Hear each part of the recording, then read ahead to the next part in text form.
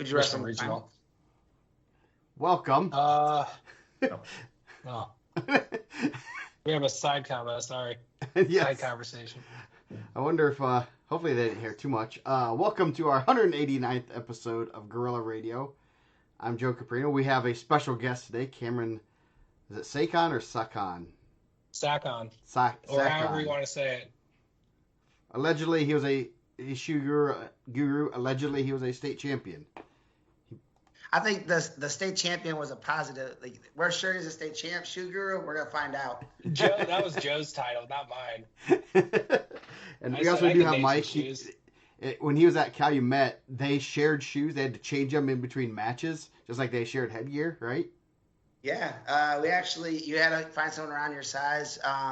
We actually had to share singlets too. Everything, right down the skivvies So between matches. Jocks. That's why we had such size difference. We had, a big 119 and a big 130. So 19 gets done, 130 gets that singlet. You gotta you can't eat enough to get too much bigger than the guy 2 weights ahead of you. Nice. You guys didn't do that? All right. Not even in G-Town we never did that. We at least had singlets. I see what we're doing now. So, yeah, we're going to talk wrestling and shoes. Let's make sure this chat viewer never gets... I want to make sure we get our chats working because I know we are going to have lots of comments. I just put one in there and it did not work. We were going to be talking... We're going to start off with a rant first because everyone loves it. You're going to start with a rant. We're just going to kind of be in here. Yes. Listening. Yes, you're going to... An ad, maybe. I don't know. Maybe. I like to keep my opinions. We're going to find out. Let's see. Hold on. Let me make sure we got to get this chat going. There we go. Oh, there we go. There we go. We're there now. Okay, I got to move that down just a tad bit so we can hear everybody. Oh, your buddy Lamont Bradley's back. So Lamont was one of the guys I had to share shoes with, bro. So hopefully he likes your shoe because you guys didn't have a choice, did you? Nah, Lamont's a good dude, man. I wouldn't share his shoes. He had foot fungus. Dude legitimately had some of the worst smelling feet I ever saw. I don't know if that's a fungus or what, but You smelling the shoes? bro, no, you could smell him when he has to put them on. I don't know if you guys wore your wrestling shoes to the room. You'd usually carry them down, and people would be dying around this dude. Nice. It was terrible. Jeez. So, first off is a fun little rant because I guess time to rant. If anyone saw there, I did make a Facebook post today that kind of a lot of people were commenting on, and I'm just gonna give a fair warning to people out there that on social media, especially Facebook, mainly Facebook, that there's a group that is stealing your post, stealing school posts, ripping off pictures, ripping off captions, ripping off everything in there, and posting it as their own. Okay, they claim they're promoting wrestling. They're not. When you steal those posts, you're stealing the clicks, you're stealing the views, you're stealing everything on social media that makes that program's social media grow. And when you pawn it off as your own, it hurts your views. It doesn't grow. So check out the post on Facebook, but the same, they're not people that you want to use. And I've already had a lot of comments from people privately and publicly that that they saw that and have kind of they were like, oh, that's kind of cool, and now they're like, no, that's not cool. So just be aware if they steal school posts. Dude, I gotta go try out a bandit shirt, man. You can keep your rant down going. I forgot I said I was gonna do this. I almost was gonna remind him. So yeah. So basically, these people just go and they rip off the post and they claim their own as their own and try to get their clicks and stuff. So I'm not into it. If you hit the share button when you share those posts from IndianaMat, from Brownsburg, from Crown Point, from whatever South Putnam School, whatever, if they make a post, those coaches and stuff have put the time in to do it. Share it, press that share button, and they get the clicks. Right, Cameron? I'm all for it. Good. I'm not into social media, so I can't speak much to it. Yeah, and I'll just say I know it is 1,000% a calculated way they're doing that because they want to generate the views on their social media instead of yours. So there's a reason why they're doing stuff, and they've been pilfering stuff from IndianaMat and like copying it word for word and then saying, "Hey, it's mine. Look, I'm giving you this preview," even though you can go to a nice little page on IndianaMat and get that same information in the same exact format. So yeah, so don't support those people. I don't even care if you don't support me, but don't support those people. So anyway, we're gonna talk shoes. Cameron, Before Joe gets back, since Mike? this is episode 1, excuse me, sorry, since the Mike gets back, Yeah. Joe's already left. Since this is episode 189, who is your favorite 189 pounder? Ever? Ooh, my favorite one. I couldn't find my shit, man. I tried to look real fast. Dude, it was a long weekend, Ben. I'm sorry, bro. Yeah. If I put you on the spot, we were just trying to kill time before you got back. 189. My favorite 199 ever? Ooh. That's Brad a good... Stevens. Man. Brad Stevens is good. Who's your favorite 189 ever? I don't know. I just saw that when you said the name of the episode, I thought about it.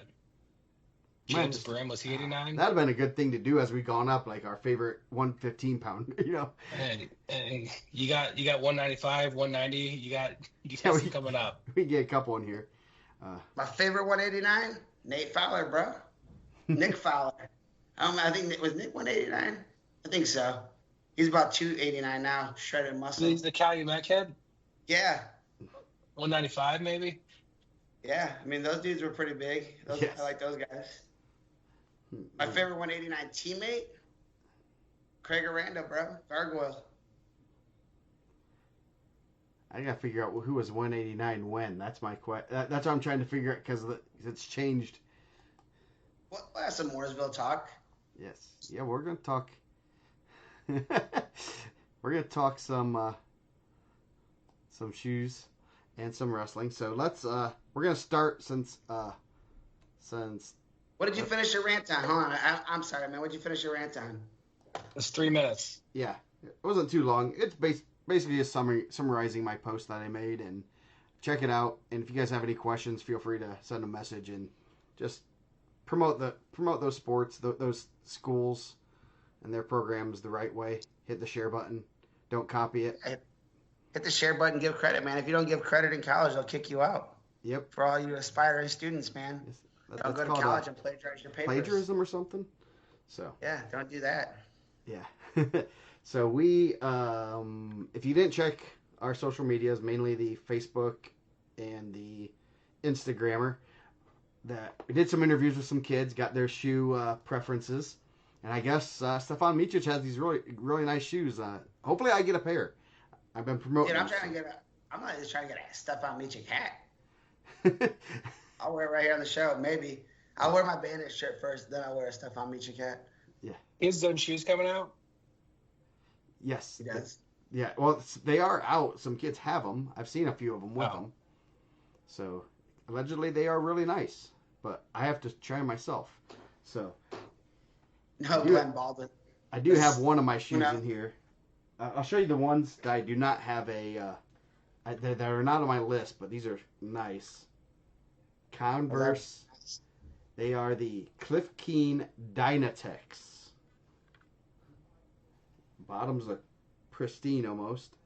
So if you guys want any, I don't know, I might sell them for the right price. If you guys want, I will wait for the shoes of our list. I do have my list already ready. So, are we going 5-1 this time, or are we just gonna go 1-5? Let's go 5-1 this time. Oh, Book's in here. Do you see that, Cam? That might Book's be in your here. favorite 189 ever.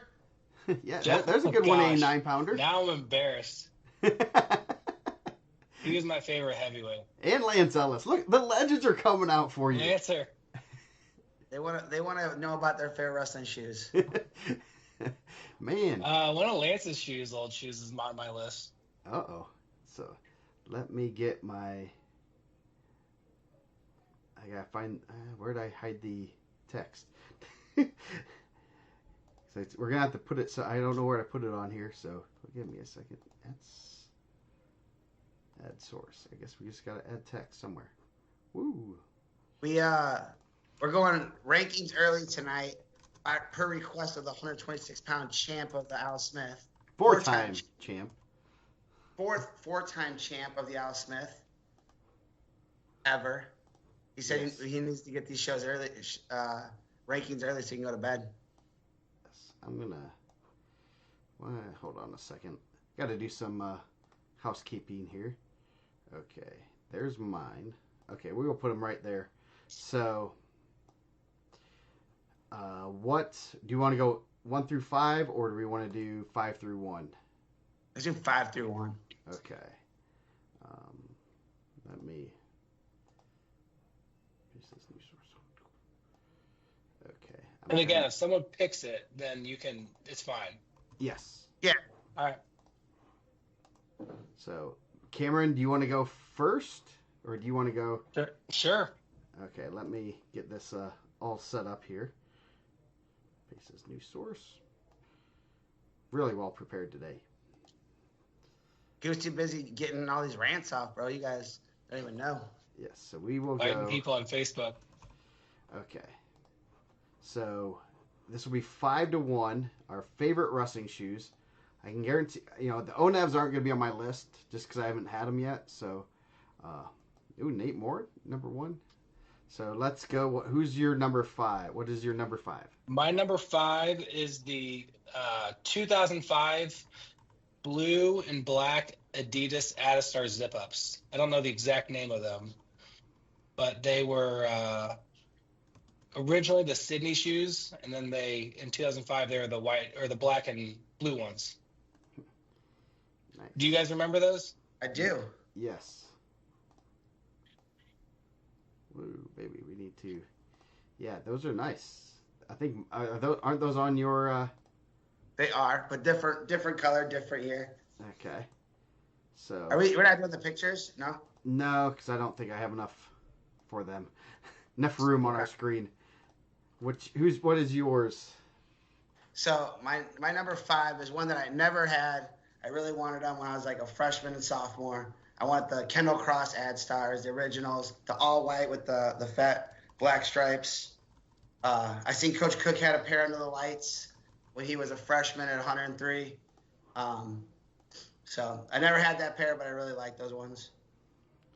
Nice. Eddie Fowler used to come back in the room with the black and white ones. I was always jealous. But, I mean, he had a job and a career, and I wasn't just getting $150 wrestling shoes back then. So my number 5 is the Nike purple Air Reversals. I guess I should also preference my list with I haven't worn a wrestling shoe probably since like 2008. So my shoes are going to be 2008 and less. Mine are, I think that was my newest shoe was 2005 on my list. Nice. I will say, aside from Nike, I think all the current shoes are so ugly. I wouldn't call Combat Speeds current. Yeah, hold on. I'm moving our to above us. That way we can actually see what's being typed. Ooh, Joe, what year are those shoes? What was the Nike purple reverse? I want to make sure I know these. Were those year the Jordans weightlifting mid shoes? to late 90s. Those are very mid to late 90s. Ooh, I see those. Okay, I like them. All right, so we're going back to Cameron at number 4. Yes. No snack. All right, I'm gonna go with the original Blue Gables. Everybody wore them in the 80s. It was either that or the Asics Tigers, it seems like. Or if you're John Smith, you wore the Brutes. But it seems like everyone wore those Asics Dan Gable with the big tongue sticking out. Let's see. Which ones? Are they just called the Gables? I think so. They had a signature on the side. They were all blue. Yeah. White bottoms. Split sole. Okay. We'll have to make sure we get the right terminology. I'm not the the exact shoe guru. I didn't look up the exact name of them either. Okay, I'll find them. I know which ones you're talking about. I think I might have some. I do have a nice magazine from 1996. They might actually be in here. They have this is classic stuff. Too. So, let's see. I think I might. Is there a dude in like a Michigan singlet or a Wisconsin singlet? So the Gable comp. See, they got some Gables there. I don't know. Yeah, those were the new ones. Those were the flat bottoms. Okay. You got some split seconds. There's the international lights. The reflexes. Mike, are you gonna pick the all white modern day ASIC Tigers? I'm not. According to everyone south of Indianapolis, I'm a South hater. So, and I hated those shoes. Now, my number 4, classic, black and red combat speeds. Watched my boy Thurman Stone win a state title in those. That was like the signature shoe that, man, I was like, man, that's the one. I got a pair. I loved them. That's a great pair of shoes. Nice. When we were growing up, if a kid in grade school was wearing those, you're like, that kid is good, and he always was good. If the next level of that, if he had those like baby blue and pink ones, you're like, I'm probably gonna get smoked. Yes. Like his mom and dad's let him wear those out there. He's probably pretty tough. Yeah. Okay, I'm not gonna put mine. I'm gonna see if we have real shoe gurus on here. You guys know what this is called, so you guys can't say it. We will give you 5 minutes until 9:20 fast time. If anyone can name what these shoes are. These are my number 4. These are my high school shoes. They are Adidas. Whoops. If you can name these, I'll get you an IndianaMat shirt. Joel, you're not allowed to comment. I don't even think you got it one time when I put them up there. Put them online. You can comment, Joel, but you're not allowed to win. Mike Deanna wrestling shoe? What? Jeez. So that I'll just put Adidas for mine for right now. But if someone can name that, I will be very impressed. Because they are very. I'll show them again. Nice little Adidas. Nice little lightning bolts on the bottom. So, if anyone can name those, you'll get I'll send you a shirt. Maybe a sweatshirt. Maybe a sweatshirt like what Mike has on. So. Ooh, rapping. Got it this weekend. Yes. So, I'll tell you exactly what those are in a minute. So, what's your number Unknown. 3, Cameron? My number 3, Mike already said it, is the Kendall Cross Adastars. I don't care if they're the whites or the blacks. I like them both. Yes. Yep. I'll just say that is on my list also. I feel like I'm going heavy Adidas here. Maybe. My number 3, the original the first year John Smith Matt Wizards with the strap top, white with the black stripes. Pretty good. Let me see. Can't see it on my phone. Oops, Yeah. Move it over. Yeah, sorry. I'll show it at the camera right there. Yeah. Nice. I had those ones. I loved them. Not enough to take care of them. But, I mean, I feel like if you're collecting wrestling shoes, it's probably pretty hard. They get tore up pretty well. Yes, yeah. I don't know how your shoes stayed so good, Joe. Hey, man, they lasted. They're straight from my senior year in high school. So, my number 3, man, I gotta go with the Kendall Cross. I'm making a tough decision. I'm moving one up. The Adidas. I am very Adidas heavy too. So, Kendall Cross, the black. Kendall Cross, black and I can add a star. I have some honorable mentions too before we go. Yeah. At the end, I'll have some honorable mentions. One of mine will be the second John Smith that came out a year or two after. Those were good. Yeah. They were black and gold, or there was a white and green one also.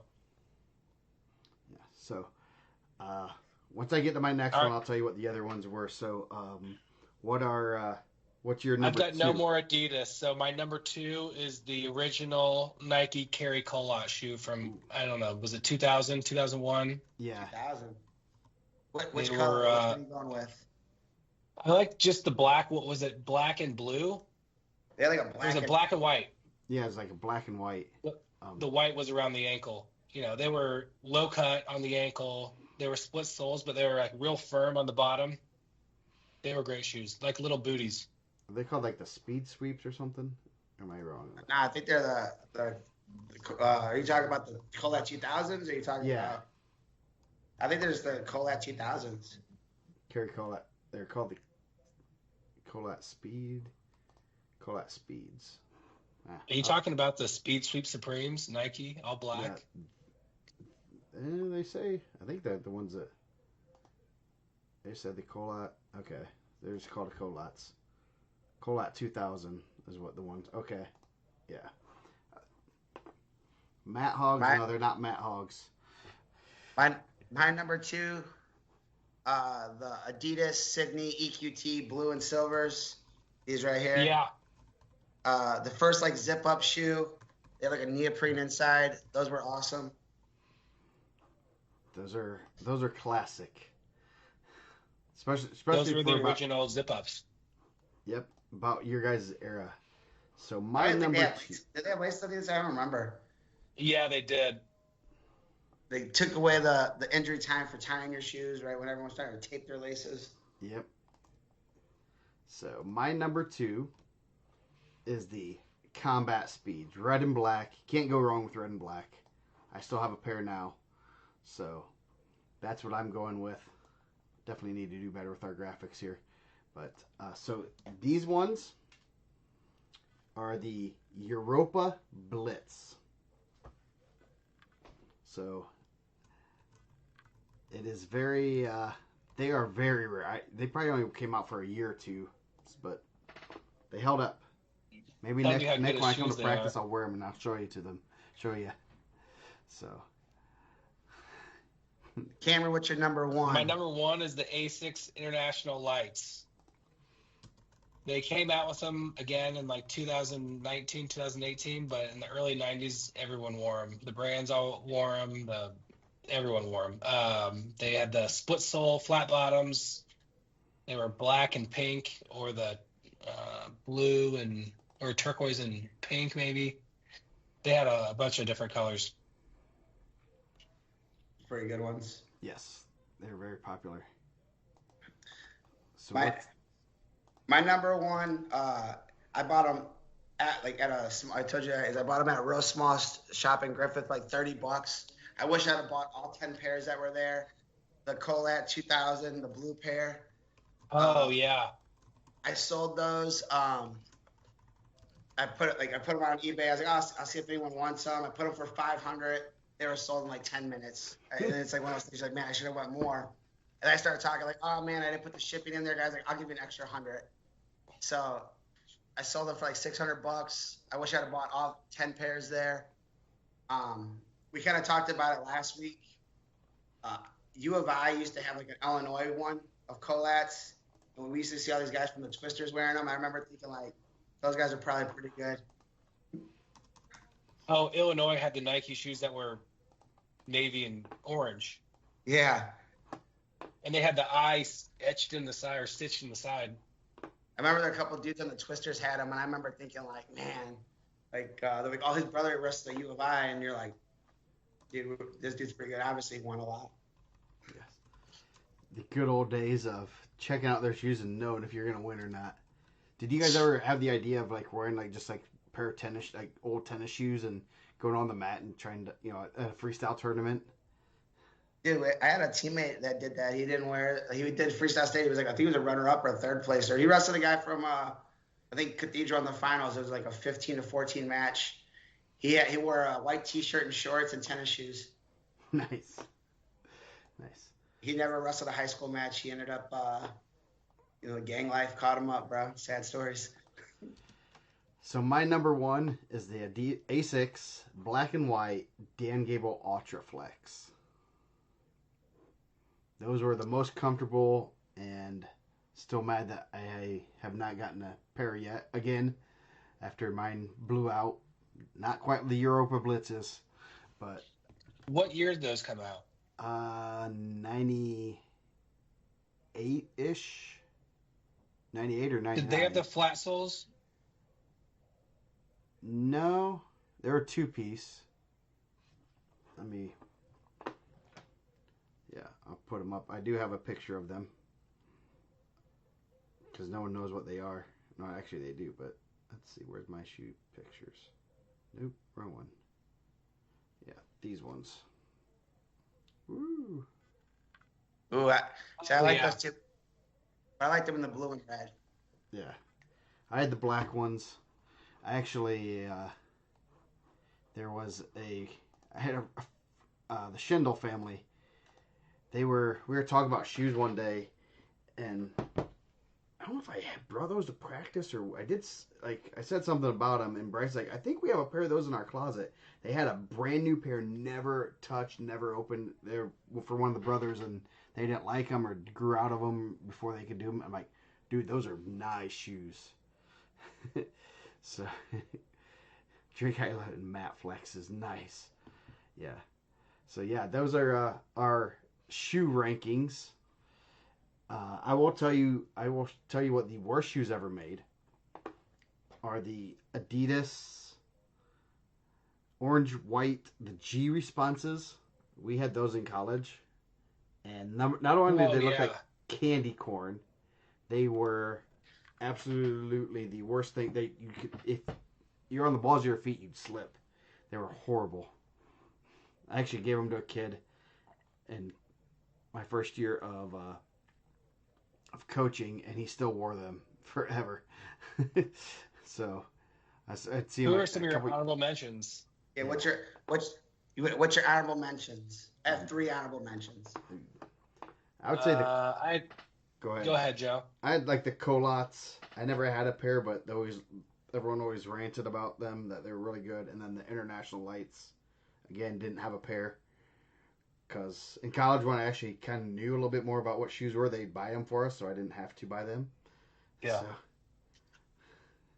I had Combat Speeds, original I don't know if the original Asics Tigers that everyone is wearing now that you can't buy here, but the Dave Schultz gold medal at one time. Yep.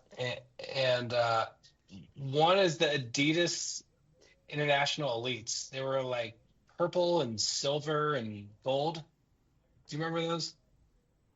The International Elites. It might be in that magazine, but I have to look up later on. All the Ben Davis guys used to wear them. Did my guy Gil had them on or what? I don't know about him. I just remember there used to be good Ben Davis guys wearing them. Yeah, the Elites by. Hold on, where's my magazine? They had like green bottoms.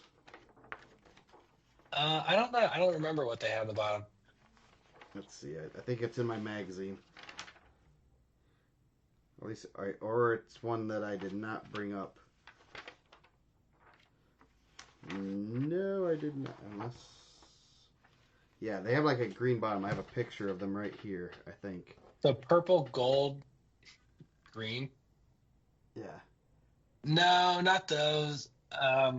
Same shoe, I think, but different colors. Okay. So it's Elite Smith by Adidas.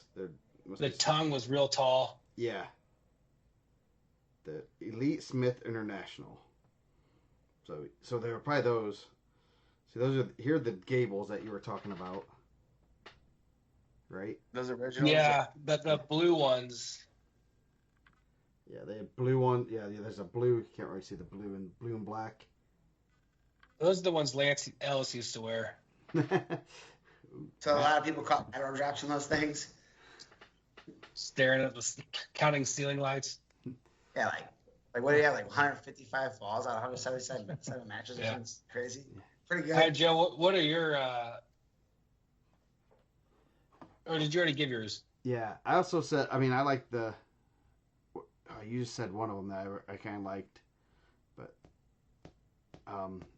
the International Lights, the Colots, those are always ones I wanted, Oh yeah, but never had. So my very first pair of wrestling shoes is gonna be on my honorable mention list. They weren't like great, but they got me on them. These Nike Greco Supremes. Those were my original shoes. Those are the classics. I feel like that was the beginner set. And then another pair of shoes I wish I would have bought. There was like 100 of them there at a Foot Locker outlet. My cousin had them. They were pretty nice, but like at that time, there's zero chance I was gonna go 0-2 or 2-2 at a tournament in these things. The Michael Jordan wrestling shoe. Oh yeah. Those are the best. I feel like you gotta be really good to wear that thing. Like you gotta be on the next level. I think those are weightlifting shoes. They were good. They fit good. I mean, I feel like I wasn't at that level to be wearing those. And then I still have the same pair, my last pair. I actually went to my basement and found them. The ASIC Light Flexes and stuff like them. Those are great. These are good shoes. Are they in good shape, man? They held up? Well, I think this is turning into like running down memory lane or old man like yelling at the clouds. I don't think anyone knows what shoes we're talking about. Yes. I can hear my kids yelling in this upstairs, so I better let you guys go. Thanks for having me on. Yeah, no, thanks for your shoe guru-ship, and I'm glad we're all about the same age, so we all have like a lot of the same ones. So like the kids that said when they were like saying what the EXOs and stuff like that, I'm like, I'm sure I know what they looked like. I mean, I knew what they looked like after I looked them up, but I had no clue what they were beyond that. So I guess I need to study more of the newer shoes. None of us had the Rulons, and none of us had the Cale Sandersons, huh? Yeah, I think the Rulons is kind of I mean, those. It should be in the top 5, I think. I mean, they've been around for like 20 years. Yeah, but they were right after I graduated and actually cared about wrestling shoes. Yeah. You know, so yeah, but no, those are now the aggressors, right? Yeah. Yeah, so because they don't want to play Rulon anymore, so they just call them the aggressors. Yeah, the original Rulons everyone wants, and I don't know if there's a single pair unused out there anymore. So yeah, some good shoe choices. So thank you for joining us. So all right, well I'm gonna hop off. Have a good rest of your show. I'll be laying in bed listening to it. Okay. Awesome. Thanks, man. See you guys. Yep. Happy New Year. Thanks. You too. Bye. Okay. Let me get rid of his stuff, and we can bring our comments up there. Now we're on to actual wrestling. Yes. So. All right. That was a fun conversation. Oops, shoot. We usually close with that, but we thought we'd open with it today. Cameron likes to go to bed early. Yes. Not like us night owls. Yes. Well, I will be out of state starting tomorrow, so this is why we're doing it today. We will not be doing it Monday or Tuesday, unless something big happens. But just so I will this week's gonna be kind of a slow week wrestling wise, so that was a perfect time to go visit some family and do stuff do stuff outside of wrestling, as the season's gonna start up pretty hardcore in the next few weeks. So we're gonna talk Al Smith first. We were both there. Great tournament.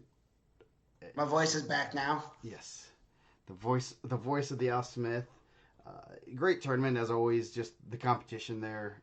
Steve and Sherry and everyone else involved there really want to continue to make it a top-notch tournament, and they've already talked about what teams they want to bring in, or what teams there's if the teams that are in there don't understand that if you're in the bottom 5-ish, you might be on the chopping block. I don't think that's a secret, and if it is, sorry to put it out publicly, but that's what they're doing. Well, and I got my first interview on Haggard, Hershey, and Zell High School Wrestling Weekly this weekend before round 1. I think we kind of talked about it a little bit. You want to go where you can compete. If you're not competing there, like, you should go somewhere where you're able to wrestle well. And I don't think that's a knock No, at chop anyone. it. Like, people can I always come don't think back. that's a You should go but you don't want to go there and have 10 of your guys go 0-2 or 1-2, and it's kind of defeating the purpose for you, right? yeah. Yeah, that's the thing is, it's almost like you can the levels to it, and I know some of the teams don't want to go. You don't want to be there and be done by the first day. Have your guys done, but that's number one. It's kind of embarrassing. I hope it should. I mean, those coaches are going to be embarrassed by it, but they also want to make sure that their kids are getting that quality of matches and going to another tournament that's not going to have the top end talent. Just the depth. I guess it's not even the top end talent. The other events do have some top end talent. They just don't have the depth 1 through 6 to 8 that the Al Smith has. Um, so yeah, it'll be interesting to see. I know we were talking a little bit, kind of what's in store for the future. And that stuff's on their mind, and we always want to make it a great event. So yes, Misty, we should probably have a by generation shoes by generation ranking. I mean, I like that we got a couple guys before the finals or after the finals at the meet. They were kind of giving their top wrestling shoes, which was pretty cool. Yeah, and also thanks to Coach Gill and Coach Akers for volunteering, kind of, to be mic'd up in the finals. That was really cool, and I saw them go over by Kressel, and I was like, I'm just gonna record and see what they say, and actually got a real good short snippet of kind of the game plan, I guess. And I do have one of Coach Hawkins during a semifinals match, and I had to. That was the whole match. It wasn't. It was a little bit longer than Kressel's match that I'm probably gonna post tomorrow. It's real good stuff. Coaching his son, and not the best, and not a winning moment. So you get to hear some of the things he's yelling and kind of really cool stuff. And thanks to him for letting me do that. I know I had to cut some stuff out, obviously, because obviously no one wants to sit there and hear 7-8 minutes of him talking and yelling to his son. But there's some good stuff, and it's pretty neat to do that. And I think we'll kind of try to do a little bit more stuff like that. And if anyone has any ideas of questions to ask the kids of their top fives or stuff like that, I think that's always fun to get something outside of how did you wrestle this weekend. It's the common questions. Yeah. And see that there's personality behind these wrestlers. They're not robots. Yeah, I think that was a really cool thing. And I know at the Carnahan, Gavin Genders kind of came up. I thought he was going to give me some of the business about being ranked number 2, and he had just beat Rio. And he was like, Portillo's fries with the cheese sauce, number 1. He's like, I don't know what you guys are doing. And dude, it's cool that people are watching it for that and kind of having opinions on that. So we knew we were going to do wrestling shoes, and I thought that was a really good one. They could throw back with your favorite wrestler all the time. Like, who did you like as a wrestler? I don't know. We'll figure it out as it goes, but I think that's pretty cool just to show different stuff. Yeah, that'd be. I like. Yeah, your favorite wrestlers of all time. That'd be a good one. I mean, definitely something like that would be cool to hear, because that's going to get. You're going to get a wide range. They might say current guys. They might say older guys. They might even say a guy that went to their high school that they looked up to, and like, man, that dude was the bomb back then, and or maybe a brother or something. I could see some of them saying, my older brother, and things like that. So yeah, after weighing food, I did think about that one. I will say mine is not good. I know what I liked, but my nutrition during college and high school was not the best. Same. I will say, if you want to go back and ask me what I regret most about my wrestling career, is not eating healthy. Or favorite cheat food, yes. So lots of good questions. I'm gonna put those down. So Al Smith, always a cool event, because I think you get a good amount of the guys from the side. Dane was there, I was there, you were there. Those guys run an amazing event. And it's incredibly tough, man. I know. I think you posted a picture of someone else, maybe Mission Walker did also, of Tyler Lavin of Cathedral, and he was black eye, bloody nose. Dude went through it, man. He wrestled hard all weekend, and that kind of picture encapsulates like what the tournament's become. And the trainers definitely get their money's worth, right? Yeah. Did you see? Dude, I made it. I made a couple Whoppers pre weigh-in, so probably not great. No cheese though. I go Whopper, no cheese. Did you see Van Tichel's cut? Dude, he had a pretty good gash, man. Dude, you could put a family of 4 in that thing. Dude, he wrestled through it, man. And that's kind of what I said on Dane's show is guys are coming there to get those high level matches. Like I think it'll benefit them in the ticket round. And when you're wrestling, we used to say it when we'd wrestle guys that didn't wrestle schedule that we had wrestled. We might have had 10, 12 losses. We wrestled a pretty good schedule, and they might have 1 or 2 losses. But you've been in some wars. Those guys came out on some wars, man, and pushing through, and injuries, hurt. Angelo Vargo. If you would have asked me Friday night, I'd be like, "There's no chance he's wrestling tomorrow." Like it looked like he couldn't use his right arm. Came out, he ran into back to 3rd and 4th place match. I was really impressed. But I think that pays off down the road. Oh yeah. Because you're gonna have to get those matches out. A lot, just so many great matches. Semifinals were fire. The quarterfinals and rounds of 16 matches were just crazy. And once you got some pretty good round of 16, then you got the quarterfinals. That basically win and you're done for the day. Lose and you got one more, and you gotta get refocused. Kind of a quick turnaround on that too. Yeah, usually there's a quick turnaround unless you were those like 44 and 50 pounders who got about a half-hour break when the fire alarm was pulled. Yeah. Joe declined me to have lunch on day 1. Said, I told him. He said, him. "We're going to do picture for my default, then I'm going to have to be smooth." he bought dinner that day, though. It was all right. No, hey, for our fry rankings, we definitely I'd definitely put the Czech, was it the Czech House? Evil Czech. They had some good fries. They did. Yes, so I would put them on my list.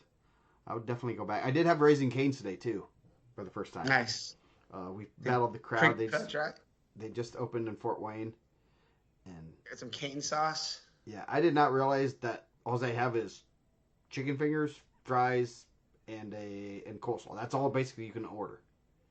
Can't you get I think they have chicken sandwiches that are just chicken fingers on sandwiches, right? Yes. Bread? Yeah, the same thing. But and there's only 2 sauces: honey mustard or cane sauce. At least that's what they told me. Maybe they were out of the others because that place was busy. So yeah, I didn't realize. And they were just bringing in like boxes of, I assume they're chicken fingers, and there's like, oh, there's 50 people. Throw another 150. Pretty fire though. Yeah. Yusuf, come on now. Most overrated ever? Come on. Ever. I do trust, I trust his food taste most of the time, but saying Cane's is overrated. You could say, hey man, and it's not your cup of tea, but most overrated ever? Come on, bro. You ever been to an Applebee's? Bro, come on. Have you ever been to TGI Fridays? Come on now. Either a Chili's guy or a TGI Fridays person, man. I think Fridays is garbage. Strong Mike opinions on a Sunday. So yeah, 106 was a great. I thought that weight was really good overall. Connor Maddox is really good. I thought that Maddox and Brown match in the finals. We knew it was going to be a good match. They split at IHPO. The final didn't disappoint. 5-4 win for Maddox. He's pretty good, and he moves really well. He has some slick singles. Obviously, Brown was tall and lanky and frustrating when you get in that deep, and not the one time Brown was able to scramble out and score, and the next time Maddox was able to finish it. That was a great match, and they're going to probably see each other in the season, later in the season. Yeah, I thought that was a pretty well officiated match on some of those takedowns. I thought that there were some good holds, which is one of those things.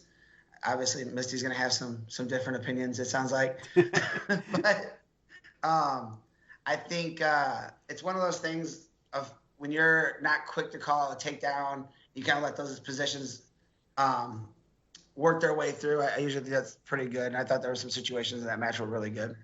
Yeah, definitely, we were talking pre-show, who kind of impressed you most? Maddox was up there, and it's obviously we knew he was pretty good, and it was more of a actually being able to sit down and watch him wrestle against St. Laurent, and Maddox back to back, and or Brown, and saying, okay, yeah, he's real good. Yeah. So I mean, that could be a state finals match, right? Yeah. I think that could be under the lights. Sammy Westfall looked pretty good. Brown kind of down at that match in the semis. He wrestled it back to third place over St. Laurent. I think St. Laurent's pretty good. Cruiserweight Jackson Jean, Nick Freeze, Ramon Sierra. That was a good weight. Even the blood round matches were really good Friday. Yeah. 113, Noel Verduzco and Abram Swarthwood in the finals. Swarthwood with a little bit of an upset over Brady Harper in the semifinals. Verduzco over Reyes. So kind of a little bit more of a couple minor upsets over state placers. Because state medal, or I guess Reyes doesn't have a state medal. Qualifier, right? He is a qualifier. So real good weight class again. Colin Strayer fifth, another freshman. Braden Head of Westfield had him. Another good fight. Westfield has some pretty young guys, and kind of keep your eye out on them because Head wasn't a big 13-pounder, and I'm guessing it's probably because Maddox is at 6. So yeah, I would think so. That's kind of impressive. I think from what our sources they're actually giving us information now from Westfield. They're eating their Werthers and giving us information. Bit of honeys, man. Terry O'Neill came up and asked me if I had bit of honeys for him. I said, "Come on, bro. I got some gray in this beer, but I ain't 50 plus yet. Come on." Then Terry's the man, bro. One of my favorite guys out there. Yes. So, they had that Dream Team staff back in the day with Weimer and those guys. Oh yeah. They had some good times. So they Westfield has some good young kids coming up, and I think that's a team that we need to. We're going to be hearing a lot more from. They have a real good dual team this year, and I think they're going to continue to get a little bit better every year. And so, Head kind of came in under the radar. State champ. Braden Head, state champ soon. Nice. Showing some love for his teammate, man. Yes. No, he is good. Might be back-to-back state champs pretty soon there. Yeah, I didn't think Verduzco was an upset. We knew how good he was, obviously, and the rankings held up better than the seeds. Obviously, we can't just come in and say there was some friction on some of the seedings if you didn't watch the stop and go show after the seeding meeting. But I think you're looking at we can't just come and say, well, we think Noel Verduzco is the number one ranked guy here. And he could be. I mean, him and Bell, we'll see. He'll possibly see Shutley at Team State. But if they're fighting over hey, my guy is a state qualifier, there's not a lot you can say because that's kind of the first criteria. But he's really good. Yeah. Yes. And doing the seeds, I know we talked about a little bit. We end up putting them at a 6 seed, and the 3 seeds didn't do too well if you look through my stats. And I think it's one of those things, if you don't properly seed something, you're going to hurt somebody. And I think we did kind of hurt the 3 seed. It was a Brody Blevins from Mishawaka by putting arguably, a 2 or 3 seed. I think he was the 1 seed. He won it. He won by fall. The championship match was good. He was clearly the number 1 seed there. Yeah. And the only guy, obviously, Harper was the only one with the state medal. He did take a loss to McVicker, so he wasn't even undefeated. So that was one of those things that you could have put a strong argument to put him number 1 with, if you let people have creative freedom, I guess, on there and saying, hey, but a lot of coaches want it black and white, and if it's not black and white, they go crazy, and some even take the black and white really, really, really literally. Yeah, they do. Yeah. A lot of young guys in that way too. Ken Joel's right. That 2015 match with Reyes and Verduzco was crazy because I think at one point Verduzco was up maybe 10-0 or something, and I was like, oh, dude, he's really dominating this match, and Reyes kept coming back, and to Verduzco's credit and his coach's credit, they were like, hey man, you're good, relax, but that's a football score. Yes. Bears didn't even get that. The Bears and Seahawks last week on Thursday didn't even get that combined. No. Bears might not have got that the last 2 games combined, honestly. Tell us how you really feel. I mean, I didn't say anything negative. That's just facts. So. Head looked good. Strayer looked good. Harper ended up injury default in the 6th. Hopefully he's okay. Justice Thrasher and Tyler Ton. Tyler Ton lost early on. Wrestled his way back. Looked pretty tough. I know. I forgot who told us, but they were really impressed with him and how he looked. Maybe it was Riley McClurg. Said that he looked a lot. I remember someone. It might be who it was. But yeah, he lost early, and he lost the head early. Actually, lost the head twice. Yeah, so those were his only loss. Him and Thrasher, his only losses. So, yeah, 120. Gavin Lewis, Royce Malone in the finals. Real good match. Low scoring. Cameron Meyer back after not wrestling last year and looked really good. He's going to be one that, I mean, he looked good. He didn't look like he missed a beat, but you can also know that he's still probably getting his lungs back. Matthew, relax, bro. You're spoiling the show, man. We're going to get to 215. We're at 120. You know how we look, bro. You know how we looked. Yeah. Ask the Clarks. We never start with heavyweight. Unless it's the Carnahan, you start at 215 and heavy. We'll get there. Yeah. Well, and the one time we started at heavyweight, they got mad, didn't they? Yeah. so Can't never win. Meyer looked good. Lincoln Underwood looked good. Real tough freshman. Meyer's mean, man. He wrestles mean. It does not look fun to wrestle Cameron Meyer. No.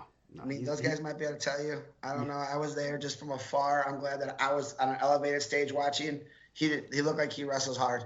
Yes, and that's going to be 6 minutes. If you last 6 minutes, that's going to be 6 minutes hard wrestling. And as a coach, that's always fun to have a kid that'll just go hard like that. And he's good, and he's going to be one you can't overlook. He's been in the state semifinals, and he's going to continue. I don't know what he really did exactly off season last year, but once he looks like he's churning along pretty good. It was a 5-0 match with Malone. But you can see him kind of getting even a little bit better as the season goes on, especially at that weight where, he's gonna see Malone. He's gonna see a lot of those guys again. Yeah. Sully Frazier, Porter Temple's look good. Sully Frazier. We had a lot of returning qualifiers. You had some qualifiers not make it to day 2. Bismeyer returning state qualifier. Aiden Diaz, I thought wrestled really well for Penn. And he has to wrestle twice as hard because he's getting coached by his dad, man. Yeah. And his dad's not a good coach, right? Yeah, exactly. I was going to say. He did offer to buy us dinner after we already ate dinner. Yeah. Classic. Yeah, classic. Oh man, I was going to buy.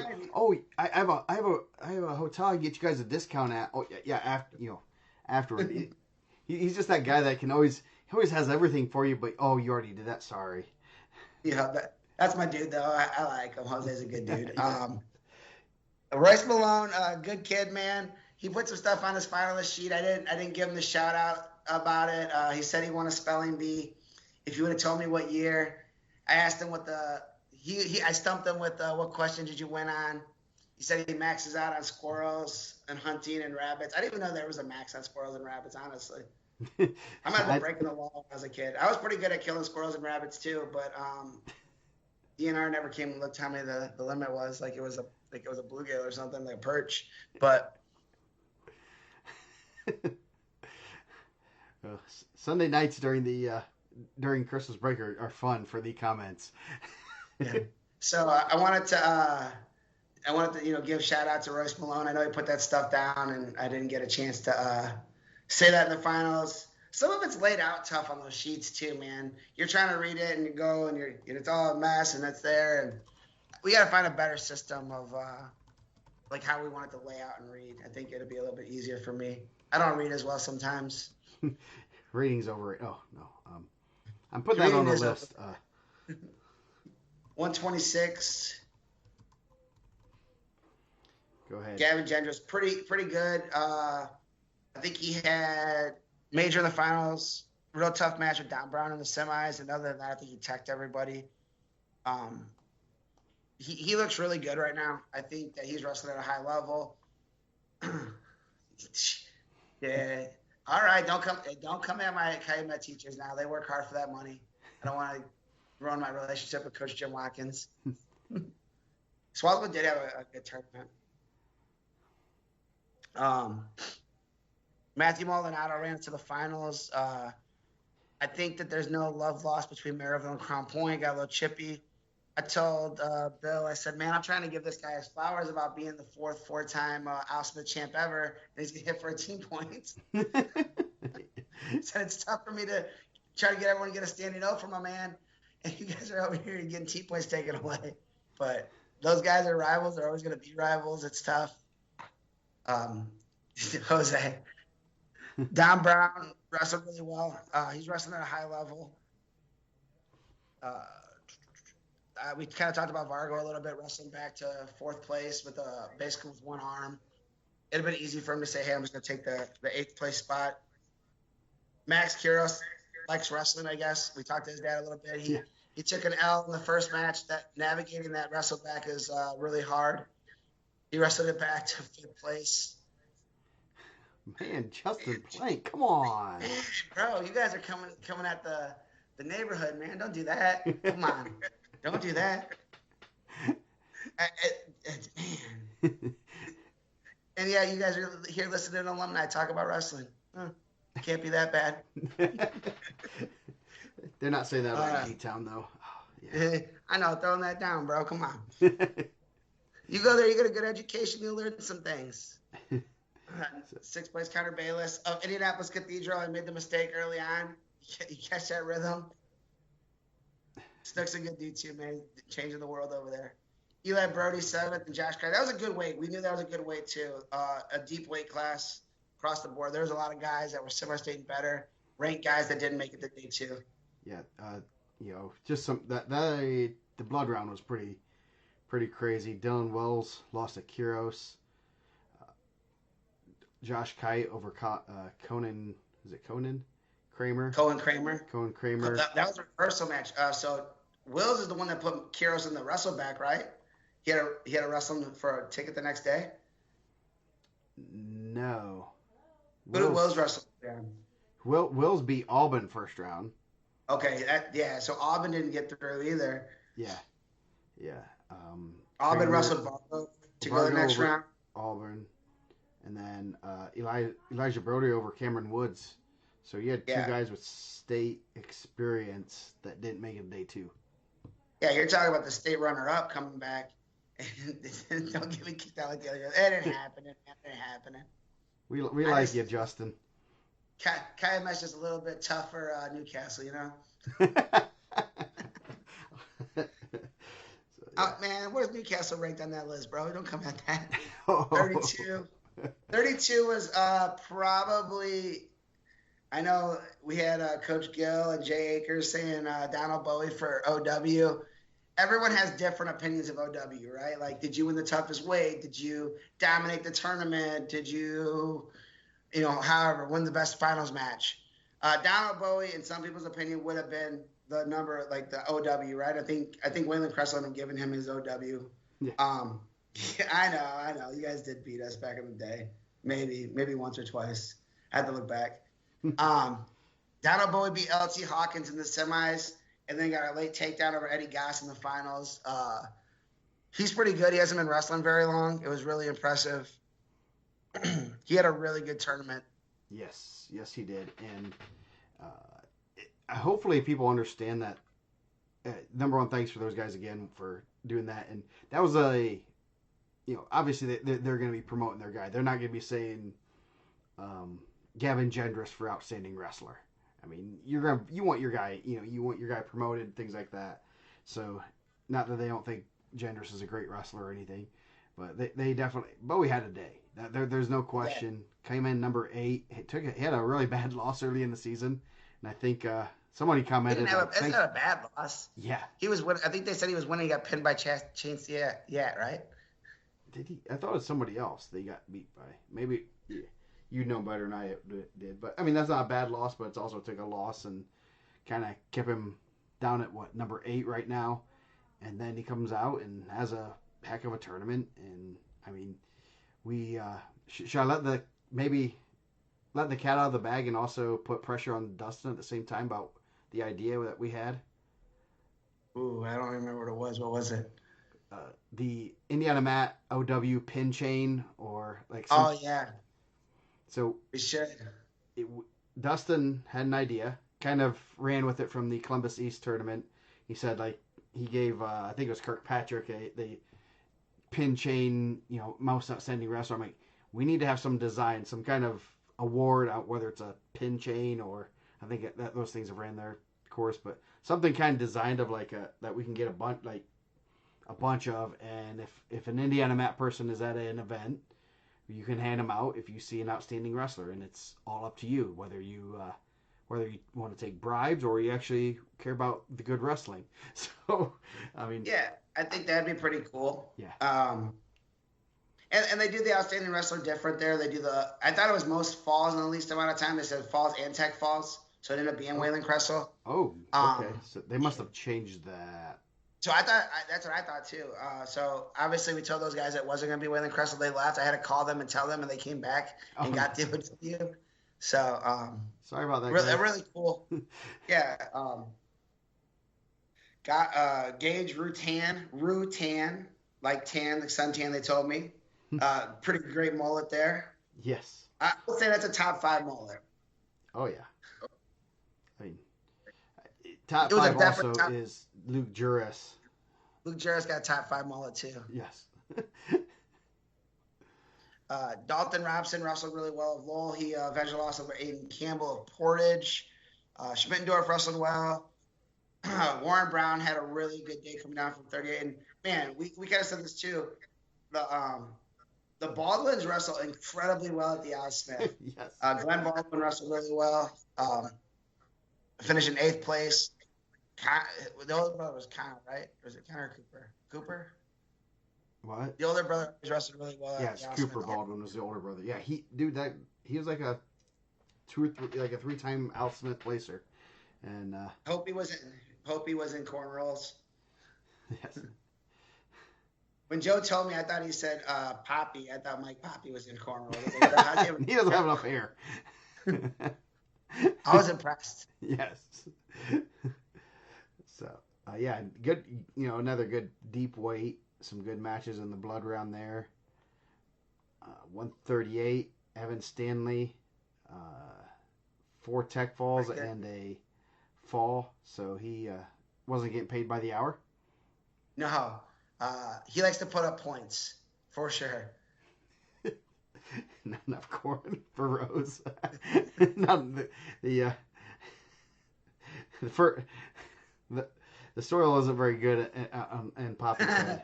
Kevin Watt, do not do that, sir. And not give us credit. I would be very upset. No, Evan Stanley likes to score points, man. He's fun to watch. He's heavy with the head, heavy on the head. He does a really good job. I'm happy he's back in Indiana. Him and Sonny Sess on the finals was a tech fall. Shout out to Amron Pratt. I've been calling him Armin Pratt, and doesn't even look like Armin now that they told me how to say his name. And I said, man, I've been saying that for 2 years, and they said, we know. So, hey, man, bless up to those guys for not making me feel bad. He wrestled really well. I think that was one of the guys we had said when we were doing the seeding, the pre-seeds, that I was like, he's pretty good. I think he's going to make a pretty good run. Now, did I think he was going to take 3rd? Maybe not when we were doing the pre-seeds, but he went out there and did the thing, Yeah, and that's why you wrestle the matches. The main thing with the seeds, you want to separate them and let them sort it out themselves and try to create some good matchups. And I think with the seeding, we had some pretty good matchups all day long. Yeah, I mean, I don't know if we should just go every single place there. It'd probably take too long. We have other Yeah. ones to get to. But man, shout out to Marcus Malone too. I think he wrestled 113 at some point this year. He would have been huge at 113. He did not look little at 138. I think I had him ranked in the preseason at 13. Nah, he'd have been the biggest 13 pounder there. Yeah. Yes. 44. Matchup at number 1 and number 2. Once we found out Jackson Bradley was going to be at 157 because he likes to eat. Those guys, that was a fun match. Carter Fielding wrestles a fun style. I probably wouldn't want to coach him because he does some things that are pretty crazy. Yes. He wrestled just like his dad did, I think. He got, I mean, they didn't call him for an illegal slam, but he got a match stopped against Logan Haney, something I'd never seen before. It's one of those things, you watch enough wrestling, you see everything. He got like pulled back on top of Logan Haney. Logan Haney was going to return him, and Fielding landed on his chest, and they stopped the match for injury time, like a slam, but they didn't, like, it wasn't an illegal slam on him. It was weird. Yeah, I thought for a second the ref was thinking about calling an illegal slam on Fielding. Just the way, the mannerisms and everything, I'm like, he didn't know, he was trying to. You could see that the squirrels spinning the wheels. Like, did he slam him? Bro. Yeah, no, dude, and it was like it was wild, man. He's got some hips for sure. He lands on top pretty well. Yeah, yes, and he's fun to watch. He's one of those guys that, you know, we always say that if everyone wrestled like that, number one, there would be a lot more bald coaches. Yes. And number two, wrestling would be a lot more exciting because he wants to put points up on the board. He's not afraid to risk going to his back, and he does some things that, I mean, it's fun to watch. I definitely am glad I'm not in that corner. I am glad I'm not in that corner. I think I know I told you and the Maryville coaches, because Jeffrey wrestled Kirksey in the semis. I think New Prairie was playing a little sleight of hand by putting all this takedown record out there, like 398 takedowns. Jeffrey Hyver's pretty good on top. Like, he gets on top of people and he's turning them. I think that people are, well, he gets all these takedowns, we probably want to go underneath them. And then they find out he's pretty good at turning people too. He's going to be pretty good at 144. We can probably see that one under the lights again too. Yeah. Should be some good matches. That was just a good deep weight class. Hornsby over Hagwood. The Hornsby and Field match was really good in the semis. Kirksey, Cooper. Kirksey's a qualifier. Haney got a medal in there. Yeah. So there's a lot of state experience in that weight. Yes. So not as much state experience at 150. Lincoln Cooper over Sean Breedlove. And kind of weird. It was just kind of weird how you have all these teams. You have 32 teams from all over the state, all top teams, and you have weights like 144 that are just loaded with guys with state level experience, and then 50 had one guy with state as a state qualifier. So yep. Kind of just how the chips fall, where, you know, no one had a lot of state experience, a lot of semi-state level stuff. I think there were some guys with, you know, a lot of semi-state and almost there. Oh yeah. I mean, Sean Breedlove was up 75 last year. Yeah. So I mean, not that I thought he weighed 75. He probably was maybe drinking a lot of water to get to 75. But that's just a tough lineup. Mm-hmm. Cooksey is really good. Jaden Lewis is a qualifier. Hank Fennessy, I believe, semi-state. Baca was semi-state. Tyler Lavin, probably happy that Cathedral's on winter break right now. Man, he got some work. He got a black eye, he had busted nose, busted lip. He spent a lot of time at the blood area where they're cleaning it up. So I'm sure his face feels wonderful right now. A lot of those guys coming back. Lavin's back, Baca's back, Fennessy's back, Cooksey's back, and then Lincoln Cooper and Sean Breedlove, both sophomores. Yeah, so you're gonna see those guys are gonna have a lot of state experience probably next year, and just kind of a weird way of how things kind of worked I agree with Nick on that. Like sometimes you're like some people have to like cut to get to some spots, and I think Breedlove had to go up. I think 150 is a good spot for him. Yeah. A 65 last year. So one. I was gonna say 190. 157. This was another great weight class. You know, you had Staples had a number 4 ranked according to some underranked. Man, I got the most like for a guy coming in, and I know he had split with Arbery. Man, they're giving me the business. He was 4th, right? Like he's started the year number 1. Arbery has a medal. Spitz has a medal. And then he dropped down behind those guys, and I got the most about that. Like, and then then you see we don't care about rankings. Like, then why are you messaging me? Yeah, that pretty deep weight here. The Staples family didn't message me. Let me re-say that. He did not message me. But there's a lot of underrated and he needs to be number 1. And I was like, well, in 2 weeks we'll find out. And he did it. He did his thing. Yeah, secured him at number 3 on yup.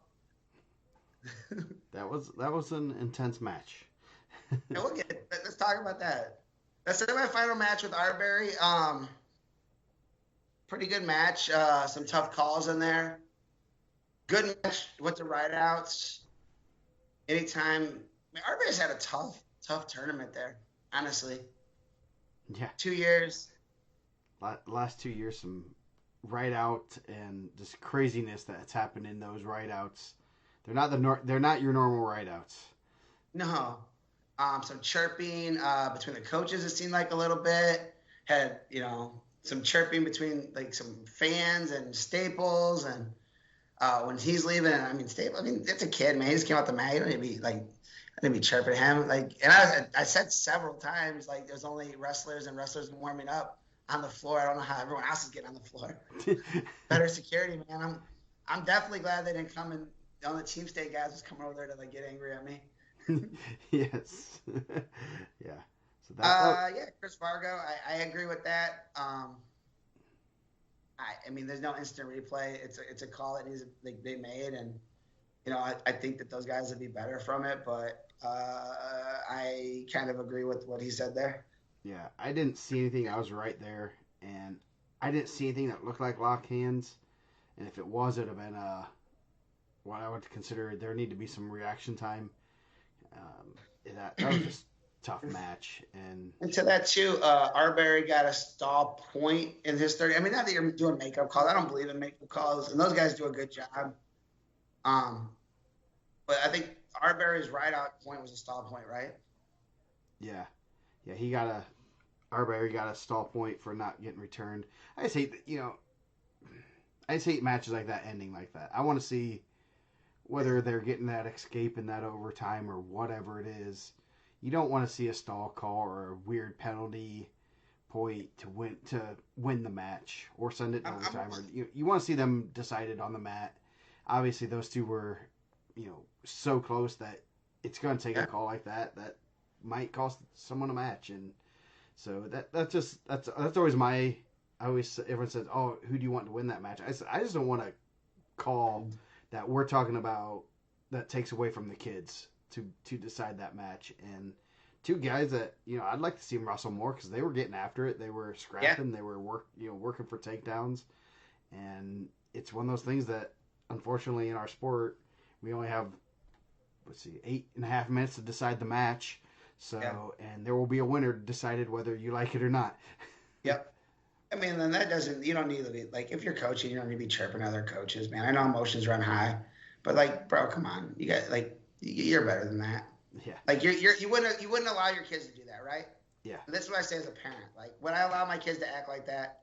Absolutely not. So why would I, why would I act like that? I don't go out there and argue with umpires when I'm coaching softball. I wouldn't allow my daughter to be up there, chirping at an umpire, right?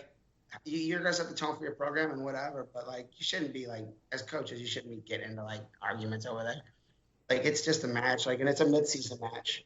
Have the perspective of this is a measuring stick to see where you are and what you need to work on to get better down the road, right? That's the perception of it. Yeah, exactly. Yeah, it's great. There's no. it gets intense. I've been there. I've probably said some things I did not want to. I look back and I should not have said, but it's one of those things that you got to try to be calm because your kids will see that. I've never been and tossed they think out of a that's right. game. I've never been tossed out of a game. Have I argued with an umpire before? I'm more of a condescending talker. Like they always say that, like I'm the guy that probably says something, and when they get in the car, it's like I should have tossed that dude out. Or he finally realizes what you're saying, like, ooh. Yeah, and I talk fast too, so it's tough. Yeah. No, so I think, and whatever, man. I don't coach. I'm not coaching wrestling. I'm not. I've never wrestled at the Al Smith, so I'm sure the prestige of winning an Al Smith's amazing. They started going to the Al Smith. I was out there wrestling Justin Plink's team at North Montgomery Super Duels, man. I think we won 1-3 against them, but I'm not positive. I have to look back.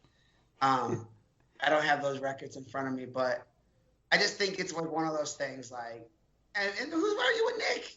Nick's not out there. Like, you want to go argue with that guy? Guy has a pretty good fighting record. I remember a fan was yelling down at him like he was going to come down there. I was like, man, you better stay up there. You better hope that security keeps you from getting on the mat. Yeah, I think argue tactfully. Like you don't need to go to the table. Like usually they're gonna match energy, right? I think that's what I always tell like umpires. Like I want to match your energy. Don't come over and yell at me. I'm not gonna yell at you. I don't yell at any umpires. And to that, I graduated in 2001, man. Yep. Wrestled Keith Garrard there when I was a senior. Yeah. So yeah, I'm sure it was great. As advice, don't ask officials how many shots does it take to get a stall call, because supposedly that is unsportsmanlike. I mean, it's just a simple question. That's where I'm only an amateur official from the stands. I don't. I'm trying to do a better job of not being critical of officials because I do like those guys and they do a good job. 99% of them, I guess. There's some that I'm not. But is there hey, this is how many seconds you had to return people to the mat? Is that in the book? There's no time. It's a reasonable time, I think. I was at 145.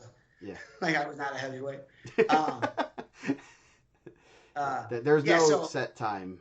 And it's just continued to work. Yelling, that's 5 seconds. We didn't return them. Yeah. That's not in the rule book? No. What about when you're up there and they're just holding your hands and they're just standing you there and then you get a stall call and they let you go and you go away? What about that? Is that still stalling on the guy that return him to the mat? It shouldn't be because the other person is stalling, and I think the refs I don't want to say but I have pointed out to officials that, hey, that is stalling. That those guys are holding that hand, and they have to be keen on that guy trying to really return him, and that other guy just holding them. Then all of a sudden you stay stalling, and then he's out. So yes. I love Indiana refs, man. I like those guys. Yeah. I'm trying to do a better job of saying their names right. Yeah. Yes. Yeah. So North Montgomery, man. Yeah. So Staples wrestled incredibly well, man. He's really good. We know he's really good. I'm not shocked that he won it at all, right? I'm not shocked that he won the tournament. He was in the finals of IHPO. They did give me a blank paper. I had to fill some of his stuff in for him. He's really, really good. Yes. We were not surprised that he was in the finals. We weren't surprised that he won it. I think that he could possibly be number one on the next update, but make sure you get your make sure you get your Silverback membership to find out. Yes, exactly. And his picture may be changed too because he has a goofy picture on there. So yeah, Michael Ortega had a real good tournament. Arbery he did. End up third, fourth. That was a good match too. What did it end up being? 12-2? No, 6-5. That was a good match. Arbery got some late points to win that. Oh geez. Hunter Fender was a late add to the 12 seed, ends up running it back to 6. So congrats to him. Thanks for his coaches speaking up, and it's he was out all last year and came back, and obviously runs it back to a 6th place finish in a deep weight. Did 165 was also a deep weight class. Yeah, 1, 2, and 3. Yep. Oh, great. Yosef and Jose are arguing like a married couple again. Um, the top four there, and I'm not dismissing the bottom 5 through 8 or who's in the top four there wrestled pretty well. Griffin Van Tichel lost early on to Rowdy Bush 4-1. I was in the other gym, so I didn't see it, but that Rowdy Bush is pretty good, right? I knew that was gonna be a good match. Van Tichel's been wrestling really well. Rowdy Bush and Costello in the semis, 0-0 after the first. And then Rowdy Bush ended up getting the fall. Reinhardt's out for the year. So Rowdy Bush is really good. He won Grappler. He won IHPO. Him and Palat was a really good match in the finals. Again, I have strong opinions about this too. And that was an awesome match, real close. Palat gets a reversal late to tie it. Rowdy Bush gets escaped to go up 1. And closed captioning spelling it Rowdy Bush. I like it, man. Vargo must be really old. He has the closed captioning on. Kim watches everything in closed captioning. Oh, geez, shots fired. I know. So then Palat's shooting off some shots, trying to like push the pace at the end. Rowdy Bush already has a stall, gets hit for another stall in the last 5 seconds to tie it up, to send it to overtime. I think that's the right call. I don't know. To me, like if you're not trying to like go forward and wrestle, then it's stalling to me. And I've always said it. I feel like the guys that run around at the end, I feel like they should hit for 3 stalls. Yeah. I don't care what the time is. If you're not engaging in wrestling and you're trying to block out, I think that that's stalling. Like, could have got called earlier. I know that's what we said. You should call stalling the same as you do in the first, as you do in the third, and it shouldn't change as the match goes on. I do agree with that. Yes. I agree that if he's stalling, ding him. I just don't like matches ending in just crazy manners like that. Bush. I like that. Bush. Man, I thought they told me it was Rowdy Bush. I like Rowdy. Hey, we're staying with Rowdy Bush because it sounds better. Yeah, it sounds cool, right? Dude, he has to be number one. He chose bottom against Costello. It's not a thing I would do. I can tell you right now, I am not going to choose bottom against Costello. I'm not choosing bottom against Rowdy Bush either. Yes, I am not going to him either. And he has to be. You can just tell how strong he is. And he just the thing. He's not flashy. He stays in great position. If you make a mistake, he's going to capitalize on it, and you're probably going to pay for it big time. And that's kind of what's happened twice with Costello. Is Costello has gotten out of position, not like major out of position, just enough, and he's capitalized on it. And it's like, wow, it's because Costello hasn't been pinned very much, and Costello has a lot of wins in his career. So I'd be willing to bet his pins are very single digit in his career. Yes, and it might be 2 or 3, and a couple of them are Rowdy Bushes. Yeah. So then obviously, but I would say I was okay with the stall call. I probably would have overturned the takedown in overtime. Mm-hmm. If we're gonna use college out of bounds, you gotta have a college mat. Like if you're on the hardwood getting taken down, I don't think that's good. Yeah. He did hit the hardwood. It was right there in front of us. And dude, I like that official's my boy. I like that guy a lot. I've known him for a long time. I like the family too. Former Gorilla. I think he 2-time Al Smith champ. Maybe I wouldn't have wanted to take down there. Like if you're hitting the hardwood, I think that's a little tough. Yeah. I agree with 50-50 on that. But like also that's the rules. That's the rules that they're working with, right?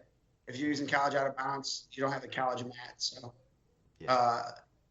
that could be the final match again. I'm sure that both of those guys appreciate getting that match in December. Yeah, and that's why those teams go to a tournament like the Al Smith. They want to get those matches. They want to see those guys and see where they are on that pecking order. And they got lucky that all 3 of them were in one weight class.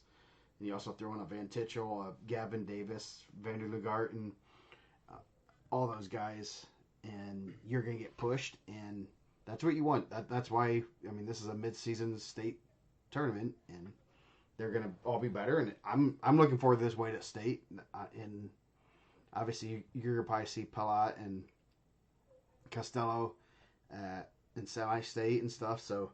Yeah, Van Tichel too. I mean, those guys are the same regional. That could be Van Tichel could be one of those guys in the ticket. Ooh, yeah, that'd be fun. So yeah, this is one of those weights that I'm excited to watch again. I want to see, can these guys run it back? Is it going to be the same results? I'm not gonna. I don't know. I was surprised Maryville went underneath him. Yeah, I was shocked when he went underneath, and then he got away. I was even more shocked. I thought when he went underneath, I was like, well, that was a misstep. Mm-hmm. And he got away. So, I mean, that's why David's a better coach than I am.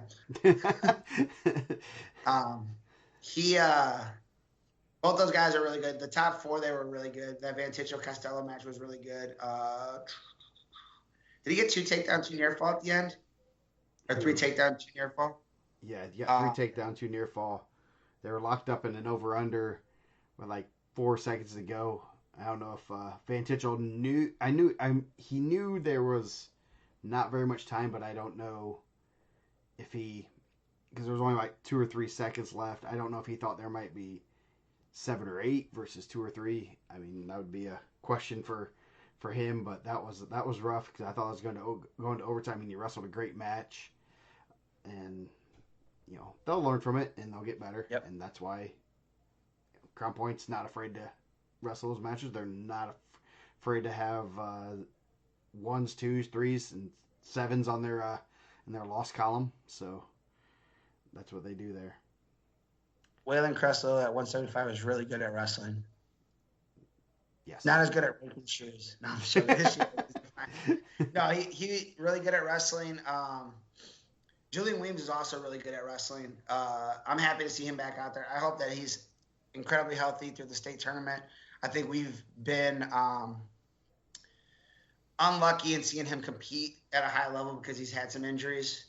And unlucky for him, but us as fans, because he's really fun to watch too. Waylon Cresswell's really good. I don't think he likes wrestling because he's not on the mat for very long. No. He's in the zone, man. He's definitely fun to watch. He likes to score points too. Yes, and he was saying something that like someone posted that he was gonna get teched. I said, man, we let anyone have a profile. I don't know. Did someone say that on the board? They said that IndianaMat. I said I didn't say that. like I'm on the show. Yeah, I know. If someone did, I missed it, but yeah, we would have had to ban that guy for being crazy. Yes.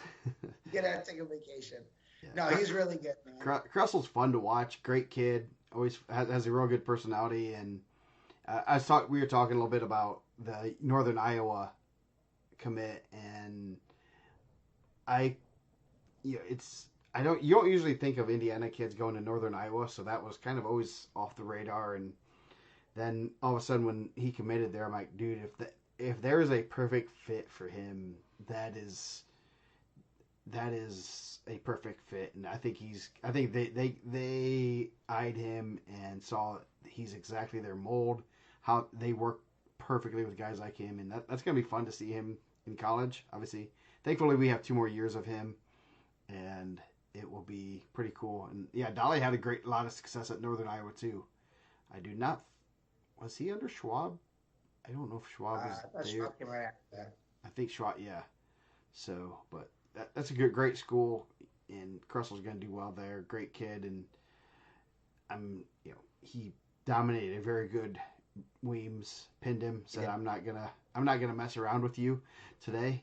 And the OW, man. Tech falls and got that cradle locked up, and that was it. 190. That was a really good weight. There's a lot of talent at that weight. Cesar Salas and Cal Hart. Man, Cal Harden I thought Cal Harden was a coach at one point. Handed me his final sheet. Had a full beard. I said, "Dang, man, you used to look like a baby last year. What happened?" Yeah. Cresswell will be, according to him, he said 84 in college. He's going to be most likely will be 90 next year. I think the cut to 75 isn't big, but he's kind of a tweener between 75 and 90. At least from what he has said, words from his mouth is he's a little bit too short for a 97 in college, I think. And he could also grow into that too. His dad's no small guy, and neither were his brothers. He's kind of a run of the family compared to his older brothers. So, really good weight at 90. Cesar Salas, again, another really tough freshman. We know he's really tough, but seeding criteria kind of didn't allow us to put him as high as maybe we thought he could have been. And he kind of ran a gauntlet, right? He beat a state medalist in Vinnie Freeman, beat a former state medalist in Devin Kendricks, and beat a state medalist in the final in Kyle Harden. Cesar Salas wrestled really well. And what's scary is I think he's getting better. Like, he's getting adjusted. We kind of said that a couple of weeks ago. When you're the biggest guy at those younger kid weights, you can kind of muscle guys. But now I think he's adjusting to, like, the weight as a freshman. And he wrestled really well. Yes, he did. And that was another one where, like you said about the seeding, where do you put him? 3 guys above, the first 3 seeds all have state medals. Probably the most logical place would have been like a 4-ish. And obviously that kind of punished Vinnie Freeman that he had to wrestle Salas in the quarters. Freeman ran it back to 4th. So it still was kind of one of those things that you knew going in, like, how about the Red Devils from Mitch Roadrock? Isn't that a YouTube star from the first ISPO? Yes, second. Second ISPO YouTube star, Mitch Roadrock, man. Yeah, the low wrestled pretty well. He was even featured on MTV. Yeah. Also one of my broadcast partners at one point. Did I ever tell you what happened when Mitch Roderock came up to the Carroll? Him and a bunch of Indiana Tech wrestlers came up and were working out with the Carroll team before we were going to Disney. Hopefully they didn't give any kids naps. He was just handing out naps one year, right? He was wrestling this guy named Reeve Muncie. Reeve was only an 8th grader going into his freshman year, and he was, as he should be, because he was like a sophomore junior-ish in college, beating up on a 8th grader like a bully. He is from Lowell. You better relax with that. You were there that day. You see what happens. I'm more afraid of his tag team partner. So he's like, man, and he's beating up on Reeve, and he's like, man, that guy's gonna be pretty good. I go, I know, he's only an 8th grader. He's like, oh wow. And yep, I was right, wasn't I? He's a pretty good wrestler. I think Walt might have the next Sean Strike. Yes, they might. They have a pretty good heavyweight. We're gonna be getting to that, but yeah, Salas had a real good tournament. Came from behind against Freeman, against Kendricks, against Harden. So that tells you a lot more than just looking at those scores. He came from behind in those matches, kept his composure, and that's huge for a freshman. That's huge for any guy. Coming back, 3 guys with state medals and winning those matches, that's kind of scary, to tell you the truth, as if I'm one of his opponents. Yeah. Kyle Harden wrestled really well. Devin Kendrick wrestled tough. Man, he wrestles hard. You go out there and you wrestle Devin Kendricks, you better be ready to wrestle. He's going to be in your face for 6 minutes. I think Vinny looked a little bit smaller compared to some of those guys. Obviously, he's really talented. I don't know what his weight was on there, but if I could see him going to 75, I think he'd probably be the number 1 guy at 75 in the semi-state. But still, 4th at Al Smith, not bad, especially when you had to wrestle back after losing early on. Yeah. He had a good tournament too. He beat a good Colin McMahon. Eshelman from Zionsville had a real good tournament. It's a pretty solid weight, top to bottom. A lot of those guys that didn't have the state experience were guys that had semi-state experience, and you'll likely see at state this year. Yeah. 215. Toss it up, man. I think, I don't know how we ended up seeding it, but it was pretty good. I think Aiden Abad wrestled really well. Got a fall 104. Derek Morrison, upset special. Like, I didn't have him as a finalist. Ran all the way to the finals for Wawasi. Yeah, he had a real good tournament. His only loss before that was to Hartley Hoover from North Miami, and definitely one that kind of had a coming out party there. Yeah. You know, Aiden Abad looked really good. The Trikoff, I think he moves really well for that weight. He attacks well. Lowell's doing some good stuff, man. They're gonna be a real tough team at 3A State. Everett McClelland, he lost to Hunt early on, right? Was that who beat him, put him in the wrestleback? Yep, in the quarters. Garrett. Austin Reading and was it Abad in the semi? Was a really good match. So that could be, they could run that back sectionals, regional, possibly semi-state. Yeah, and Reading will be continuing to get used to the weight, and that was I want to say a late reversal or a late takedown by Abad to get that. So I didn't see the quarters because we were in the other gym. So what happened with Adrian in the corners and semis? I was not in that gym in the semis was a good match with Reading. He got a late, was that late takedown and near fall to win that, or was it late takedown? I think it was just a late takedown, if I recall correctly. Yeah. Yep, late takedown. So I mean, he won that one tight, 5-3. And then the semis, he won 4-1 over McLaughlin. So, dude, they're moving state to Newcastle this year, bro. I thought it was at Calumet. Dude, it's gonna be you guys want to get good food, man. Now it's gonna be at Banker's Life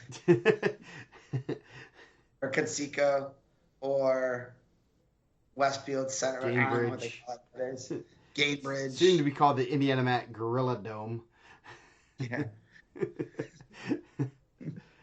I just need a few more silverback subscribers, and we can do it. We'll own that place. We'll run the Pacers right out of there. Yes. Heavyweight, real good match.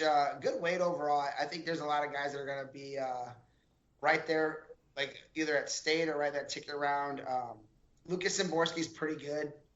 Not a super big heavyweight. Real good on top. Real good attacks. Him and Cameron Hazlett gave Hazlett his first loss of the year. It says fall here. It wasn't a fall. I'm not sure. That's what I was just saying. I know why that happened. They said they didn't. They turned all the computer. They were so ready to leave that they turned all the computers off before hitting send. So they were trying to do it up at the table. Nice. So if you were there and you were waiting for me to announce all the heavyweights, I didn't get to see the Juris and Machende result. So I didn't have that result in front of me, and I literally guessed it was a 50-50, and I won. So I bought a scratch off my way home. Oh boy, those are the last ones you want coming after you if you have a wrong result. I know those guys live close to me. Juris got better hair than me too. Yes. Not a lot of people can say that. Yes.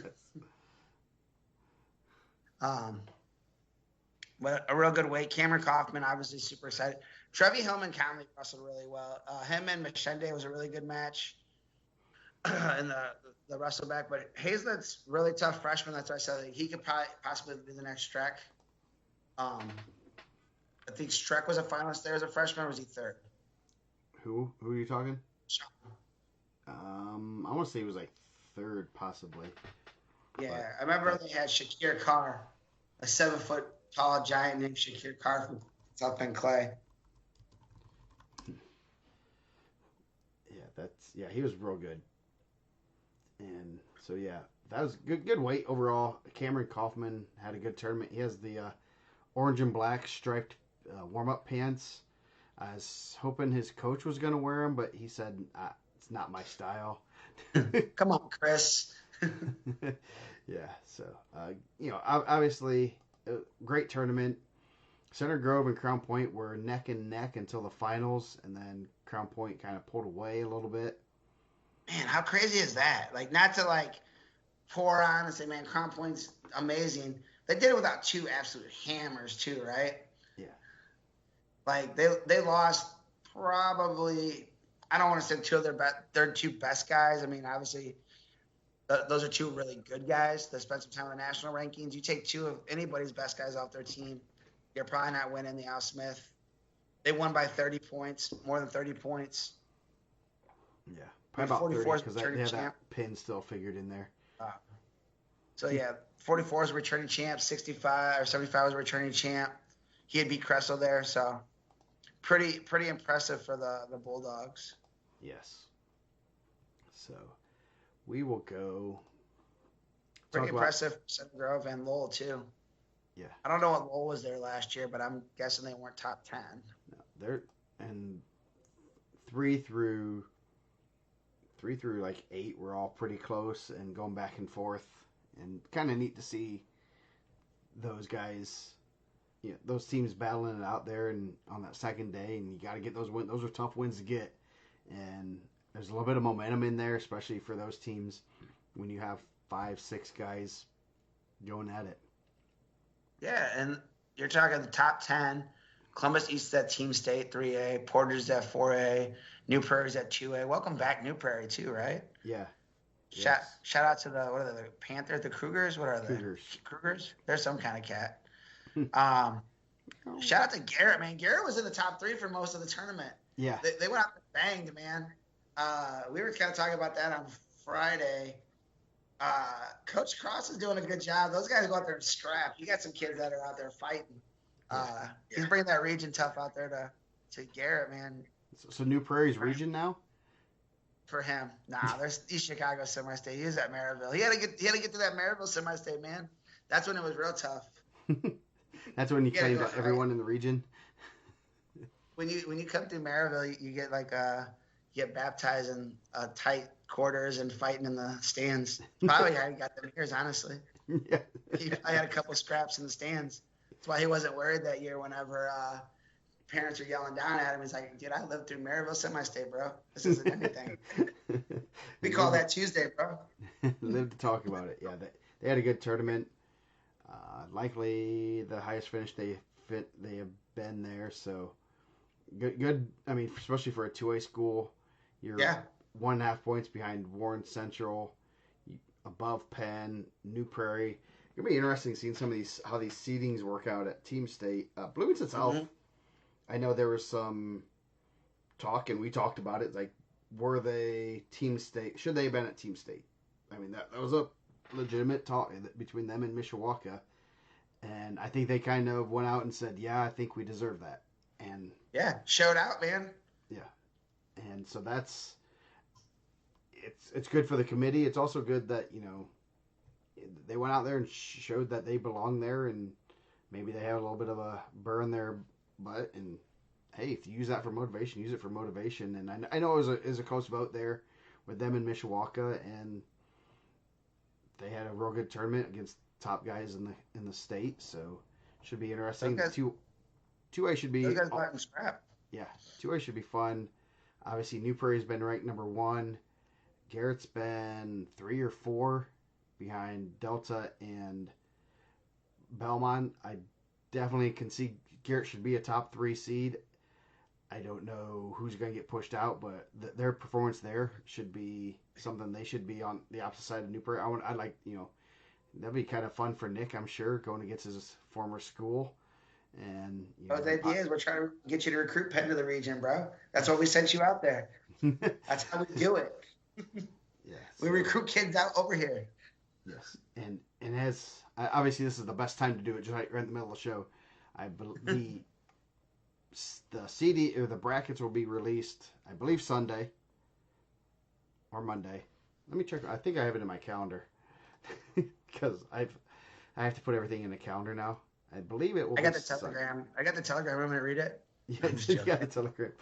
It will be yes, it'll be Sunday. I don't know exactly what time. I assume 6, 7-ish, and I don't know any other details other than if you have a radio, gather around it. But hopefully we can do something on the interwebs thing that we are working on. I heard it's kind of a big deal. It's kind of new. It's a new fad. So. New Prairie and Garrett would be a pretty interesting duel, honestly. Yeah. Like they kind of match up in some weird spots. Yes, it would be a real. Sign me up for Fielden and Ivor again. Yeah, so can't leave Harper. He's Harper who? Harper? Chad was in the stands, bro. I heard him coaching. Yeah, I ain't lying. Yeah. I got this. Chad took a squad to Crown Point after the Carnahan. He had a team over there. Where do you want to go to next? Mooresville, Mater Day. Thank you to everyone that came up and say what's up at Al Smith, man. I appreciate it. Let's do Mater Day because that one will be a little quicker, just because there's some other teams sprinkled in there. So Yeah, not a lot of region teams down there. I'll tell you that. yeah, nope, they don't like going down south for the winter. Union County was the team champs. Avon second. Mater Day third. Brown County 4. Tell City 5. Yeah, that should be obviously Mater Day and Avon will matched up, and then they're probably gonna see each other. If I look, I can look into my crystal ball. I'm pretty positive they're gonna be a 4 and 5 seeds at Team State, so they're gonna. We'll talk off air. Your crystal ball might be cloudy, my friend. Don't put any guarantees out there. That's just my crystal ball. Maybe yours is different. So that should be good. Case Bridge wins 106. We were hoping to see him and Alden Walker again, but Walker lost to Cameron Schofield in the semis, and then he lost to Tom Nguyen. Tom Nguyen, senior, he was a semi-state guy, 113 last year. Got his first loss of the year. Yeah. Shout out to Randall Lynch, bro. So so that was a 106, 113. Peyton Shutley over Max Stevens at Gibson Southern. Max Stevens, yeah, okay. I was thinking of somebody else. Of Gibson Southern. Braden, is it Braden? Blake Getz won 120 over Mason Gels 3-2. Gels has had a real good year, has some good wins. That's a good match because I thought Mason Gels looked really good at the Carnahan. Yeah. And Getz came out. I think did he beat Getz early on? Who's Getz's lost to? Thought it was. There's a spreadsheet for that. There's a spreadsheet for that. Nice. That's you're saying there's a spreadsheet for that. No, Blake Getz lost to Cameron Meyer 8-1. Okay. So yeah, so Evansville's gonna be fun.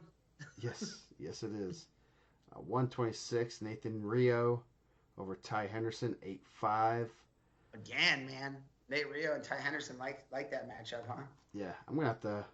These matches are on video, so you can go look at them. I'm definitely. Maybe while I'm sitting on the beach in Florida, I'll be watching some of these matches. Definitely interested in seeing how that one went. Real tough freshman, Patrick Dowdy, Indian Creek, 4th place. Oh man, did he? I'm looking at the results. I didn't look at the bracket. Did who what? I'm looking at the brackets. So I was looking. Jude Houston took 2 losses there.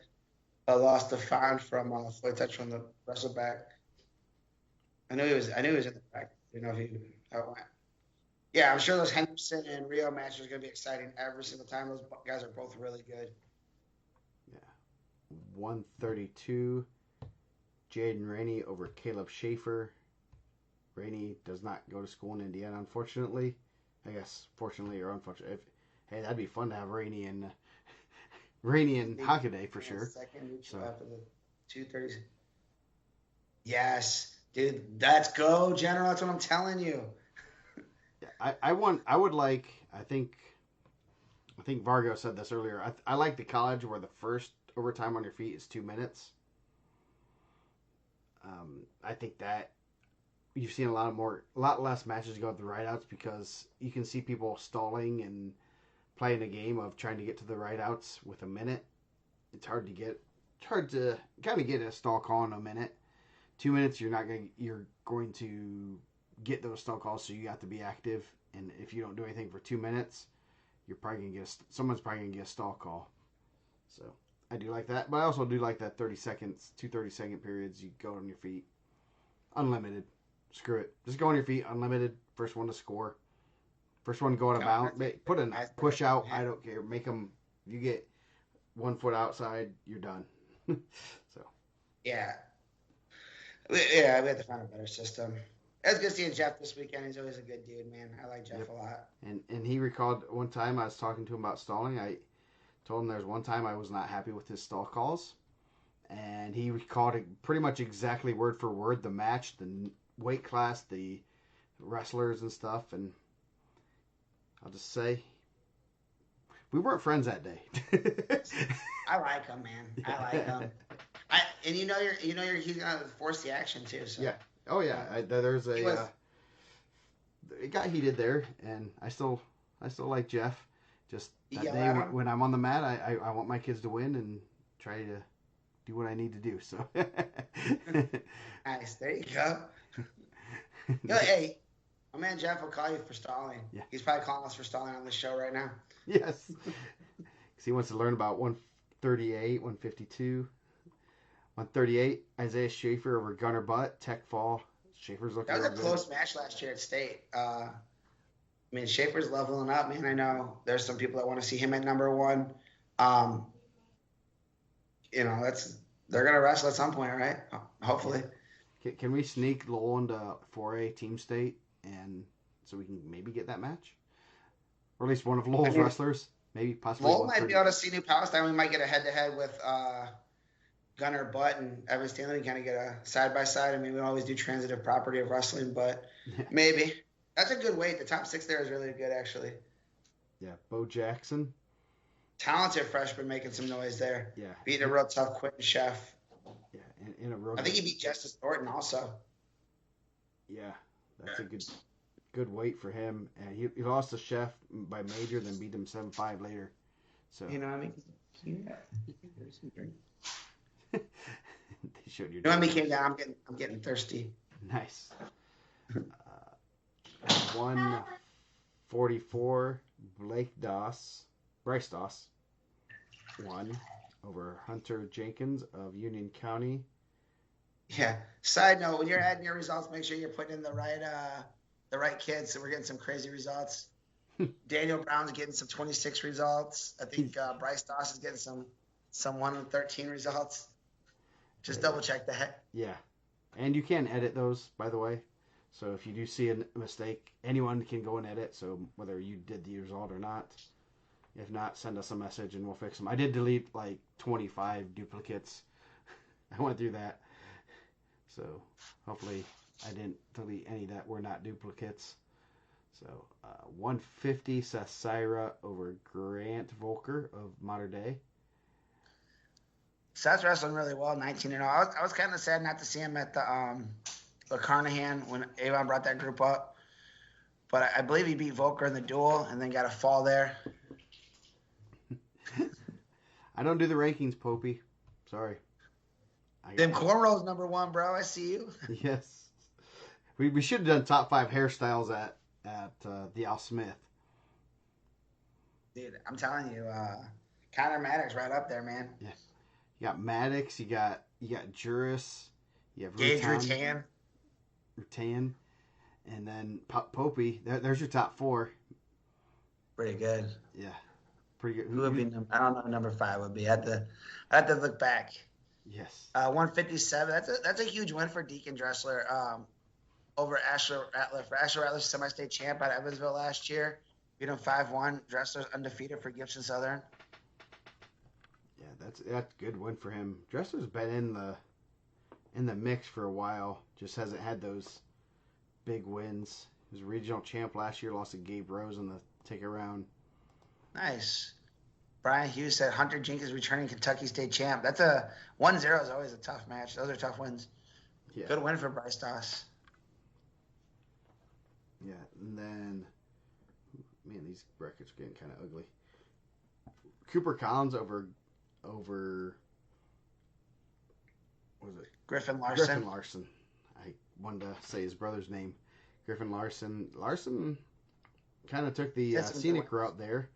You know, he does not appear he was seeded. Beats Tante and then Schneider and then the number 1 seed Jeremy Ray to get to the final. So pretty good,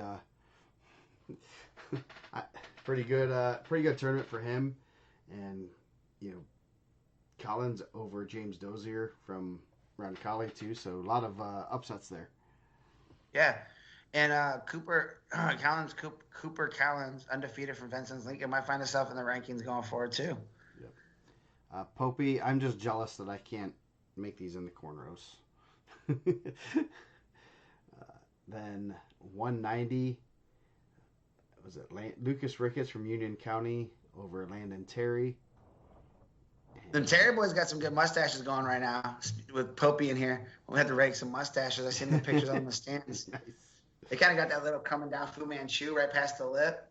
Oh yeah, nice. Like, are they going into the law enforcement after school? They look it. I'm definitely not telling them about any crimes. You know what I'm saying? So Oliver Haylett from Indian Creek was third. Noah Terry did get the championship over Caden Thacker at 190. Couple of ranked Indiana guys. Yes, and then 215, Ethan Schreiner from Tell City over Kellen Fleur. So 2 Indiana guys. Ethan Schreiner's had a good season too. He has a win over Jet Goldberry also. Yeah, so he's having only one loss in the year, so that's pretty good. And then heavyweight was Austin Cummings of Union County over Avon's Braden Love. So nice.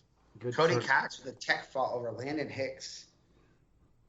Where were they at? Is that at where's Norwell? I don't know where Norwell was this past weekend. Let us know, Tyler Smith. Yes. So I don't think they were at any other than maybe the ECIC. I'm not sure how to look at it. Cody Cox is pretty tough. He had a lot of good results coming up through the ranks as a youth. As a ute. Let's see. Were they at the ECIC? Is that where they were? No. You want to go to Mooresville or the Spartan Classic? Let's go Mooresville. Mooresville. The 53rd Mooresville Holiday Classic. What was this? Man, I didn't know. 45th Al Smith? Yeah, I didn't know. Yeah, 45th. I didn't know that there was more Mooresville Classics than the Al Smith. I did not know that either. If they ever boot me out of being an announcer at the Al Smith, I'm going to go to Mooresville. I want to go to Gray's cafeteria. Sounds fun. So Mooresville, team-wise, Perry Meridian wins over Delta. Obviously, Delta is missing Jensen Boyd for probably the rest of the season, sounds like. Terre Haute South, Hamilton Southeastern, Martinsville Carmel. I think it was fairly close after day one, and looks like Perry kind of pulled away. So this is their first year in it, at least in my memory. I mean, they're not too far from Mooresville, so I'm sure they may have been in it in more than just one of the 53 years. Yeah, they jumped around a little bit. I know they were at Al Smith for a couple of years. They were at Evansville. So I'm sure they've been at Connorsville too. So 106 Reed, and this one was really interestingly seated. And I don't. Yeah, we don't. I mean, it's 10 o'clock. I don't know if we have enough time to go into the way this thing was seated. We kind of talked about it Friday at the hotel. I was like, man, did they just say, if you raised your hand during the seating meeting, you got to see, hey, who wants to be number one? Right here. Cool, you're one. Two? Yeah, yes. Whoever was the first one to raise their hand got it. Randy Kaliza started? Is Randy Kaliza? He started at Classic 1972? Yes. Nice. I think I have some old programs from there. So, 106, Reed Wicker over Kellen Schoaf. That's a rematch. Chef had beat him early on, and then that's kind of what put Wicker down the ranking. So, come back and got a fall over him. Avenge his loss. And then, I mean, he has more than one loss. These guys put their records in before they went to Carnahan. Yes. Yes, they did. And a lot of teams did. See, what does Wicker still, yeah, he only has the one loss. So 113, got to follow this back. Keegan Dressler. That was six had a good weight. Colin Clark, pretty solid. Carson Batchelder from Castle. And then Francisco Rodriguez was at Bishop Knoll last year. Pretty solid. Had a good couple wins at Carnahan last year for Munster. Came in undefeated. Sorry. No, that's good. So 113, Keegan Dressler over Kyle Riley. Kyle Riley's had some pretty good wins, and Yeah. that was, I kind of consider that a little bit of an upset. Riley had a big win last week Over and Ash. yeah, Beat Kate Jackson 2 weeks ago. Beat Kate Jackson again. yeah. So Keegan Dressler's really good though. Coming down from 120. He's always a guy that I've had on the watch list or right in the rankings off and on. Him at 113 is going to be a problem. I think he's tough. mm-hmm. Carlo Federucci ended up fourth. Kate Jackson third. So pretty good weight there. Tyler Gentry was the 1 seed. Came in undefeated. Kane Gottes's been in the rankings. Nash Burkhamster's been in the rankings. So 113, Aiden Bollinger, or 120, Aiden Bollinger over Jaden Owsley of Corydon Central. We were just talking about Jaden Owsley too. I said, man, I'm always trying to get him in the rankings because he's always right there. Aiden Bollinger's really good. Yeah, Bollinger's real good. Owsley over Beck Doherty from Rensselaer, 2-0 in the semis.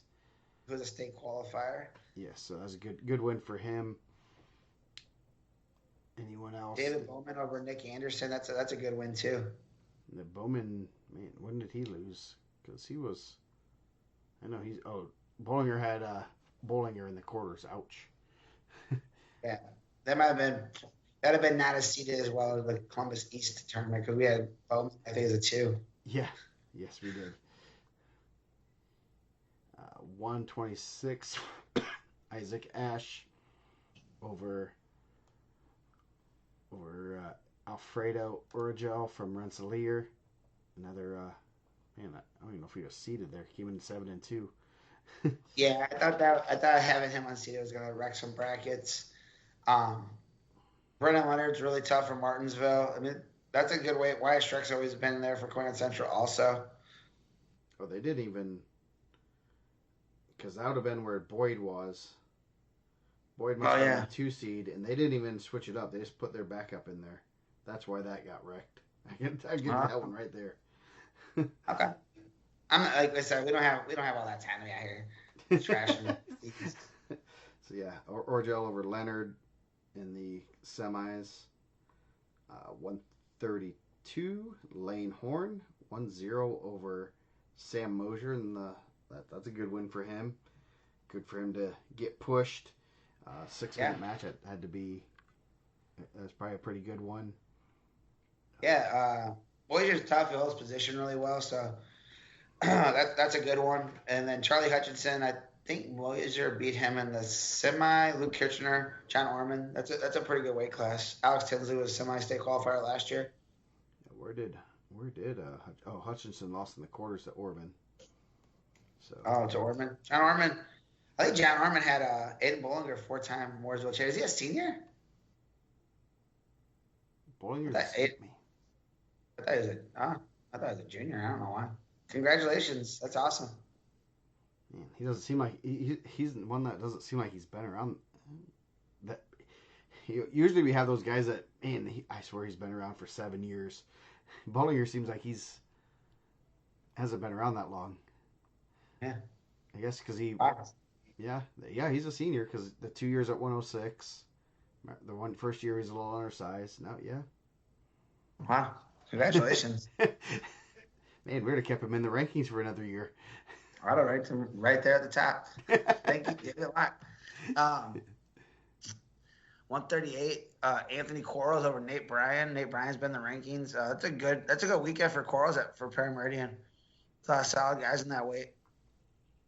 Yeah. 144, Lane Kirshner, Jennings County over Avery Stanley, Rensselaer. Another. Those guys only had losses to 38-pounders. Stanley's first loss before that Stanley was to Stanley. I guess that's weird to say. And Kirchner lost to the Peyton Richards in a tight one, like 14-13 or something. 150, you had Michael Nade over. Was he the 2 seed? He was a 3 seed. He's pretty good. I was kind of shocked to see him that low. Over Tanner Patton from Castle. And it looks like, okay, because Rochester was the 4 seed and he did not wrestle. So they didn't change seeds, and Patton. He's pretty good too. I was sad because I think he's a pretty solid kid. Yeah. So, yeah, he ran into the finals there. 157, you got to see Brant back at 157 did he wrestle 57 last week? Yeah, he wrestled it. Okay. So, second time. He's bed down to 57 and looked pretty good. 11-7 over Jesus Lopez of Terre Haute South. So, Beck's going to be a problem at 157. He's going to be big there. That's a pretty close match, 11-7. Shout out to Jesus Lopez. I know he's a semi-state guy last year. That's a tight match. I mean, especially with the big points. I like to see how that. I don't know if they have those on track, but I'd like to go back and maybe watch that. Yeah. 165. Oh, I'm happy I didn't announce this tournament. The 8th place finisher, Aganze Mula. Dude, I'd have been having to ask for that dude's pronunciation for sure. Is that Southport? Yeah. Aganze. I would just say, can I see the 157 from Southport? Yes. That's a name. That's one I want to see under the lights at State. I want to see you try to announce that name in there in the bracket reveal show. Oh, jeez, no, don't curse me like that. I am making sure I do not. I'm making sure I'm putting that one on. Greg Rakestraw. Coach Gable. Don't put that on Coach Gable. Greg Rakestraw. I want to see him get that one. Yes. Greg, you just announced this one. You're the professional announcer. Very much so. Yes, I know. As a secret, I know we've said that before, but we have called coaches before and said, "Hey, how do you pronounce this name?" And so we will do that. Yeah, I'm pulling for you, Southport High School, man. Get there, boy. You just want you want me to be. Hey, man, I do it all the time. Jason Miller's wife was impressed that I knew everyone's name, and I said, "Nah, I just make it up." Yeah. And hey, you gotta go. You gotta go confidently and strong, and then people believe it. 165. Michael Major from the 3 seed. We got to see him at the Carnahan a little bit. He's pretty good. Got a fall over Evan Hamlin in the. There we go. Clean guard with the breakdown. I like it. Nice pancake to his bats out of bounds. 5-0. Nice. Oh. So Major over Evan Hamlin by fall. Tyler Sandusky with a big win over ranked Cohen Davis. I know Tyler is in the chat a little bit. Probably had to go to bed. He's school, I'm sure, soon. But he got his first loss there. He was on the watch list. I mean, you beat guys that are ranked ahead. You got to think you're right in them rankings. So is it Cohen? Is Cohen Jackson the first names, or is it Jackson Davis the last names? I think it's Jackson Davis. I think it's Cohen Jackson Davis. Okay. Is that what I have on the rankings? Well, it's in the database. It's Cohen Jackson Davis as Jackson Davis as the last names. Yeah, I think it's. I think that's how his track is. Yeah. So that one threw me off. I'm like, how do I not have? Because you had him ranked fairly high. I'm like, how do we not have a profile for him? And we did. Yeah. So. Toughness. Yes. 175. That's a pretty good weight too. Coy Bender, coming off an impressive win last week at the Columbus East tournament, beating James Hastings by Tech Fall 15-0. Yeah, good weight there. Then 90 was a good.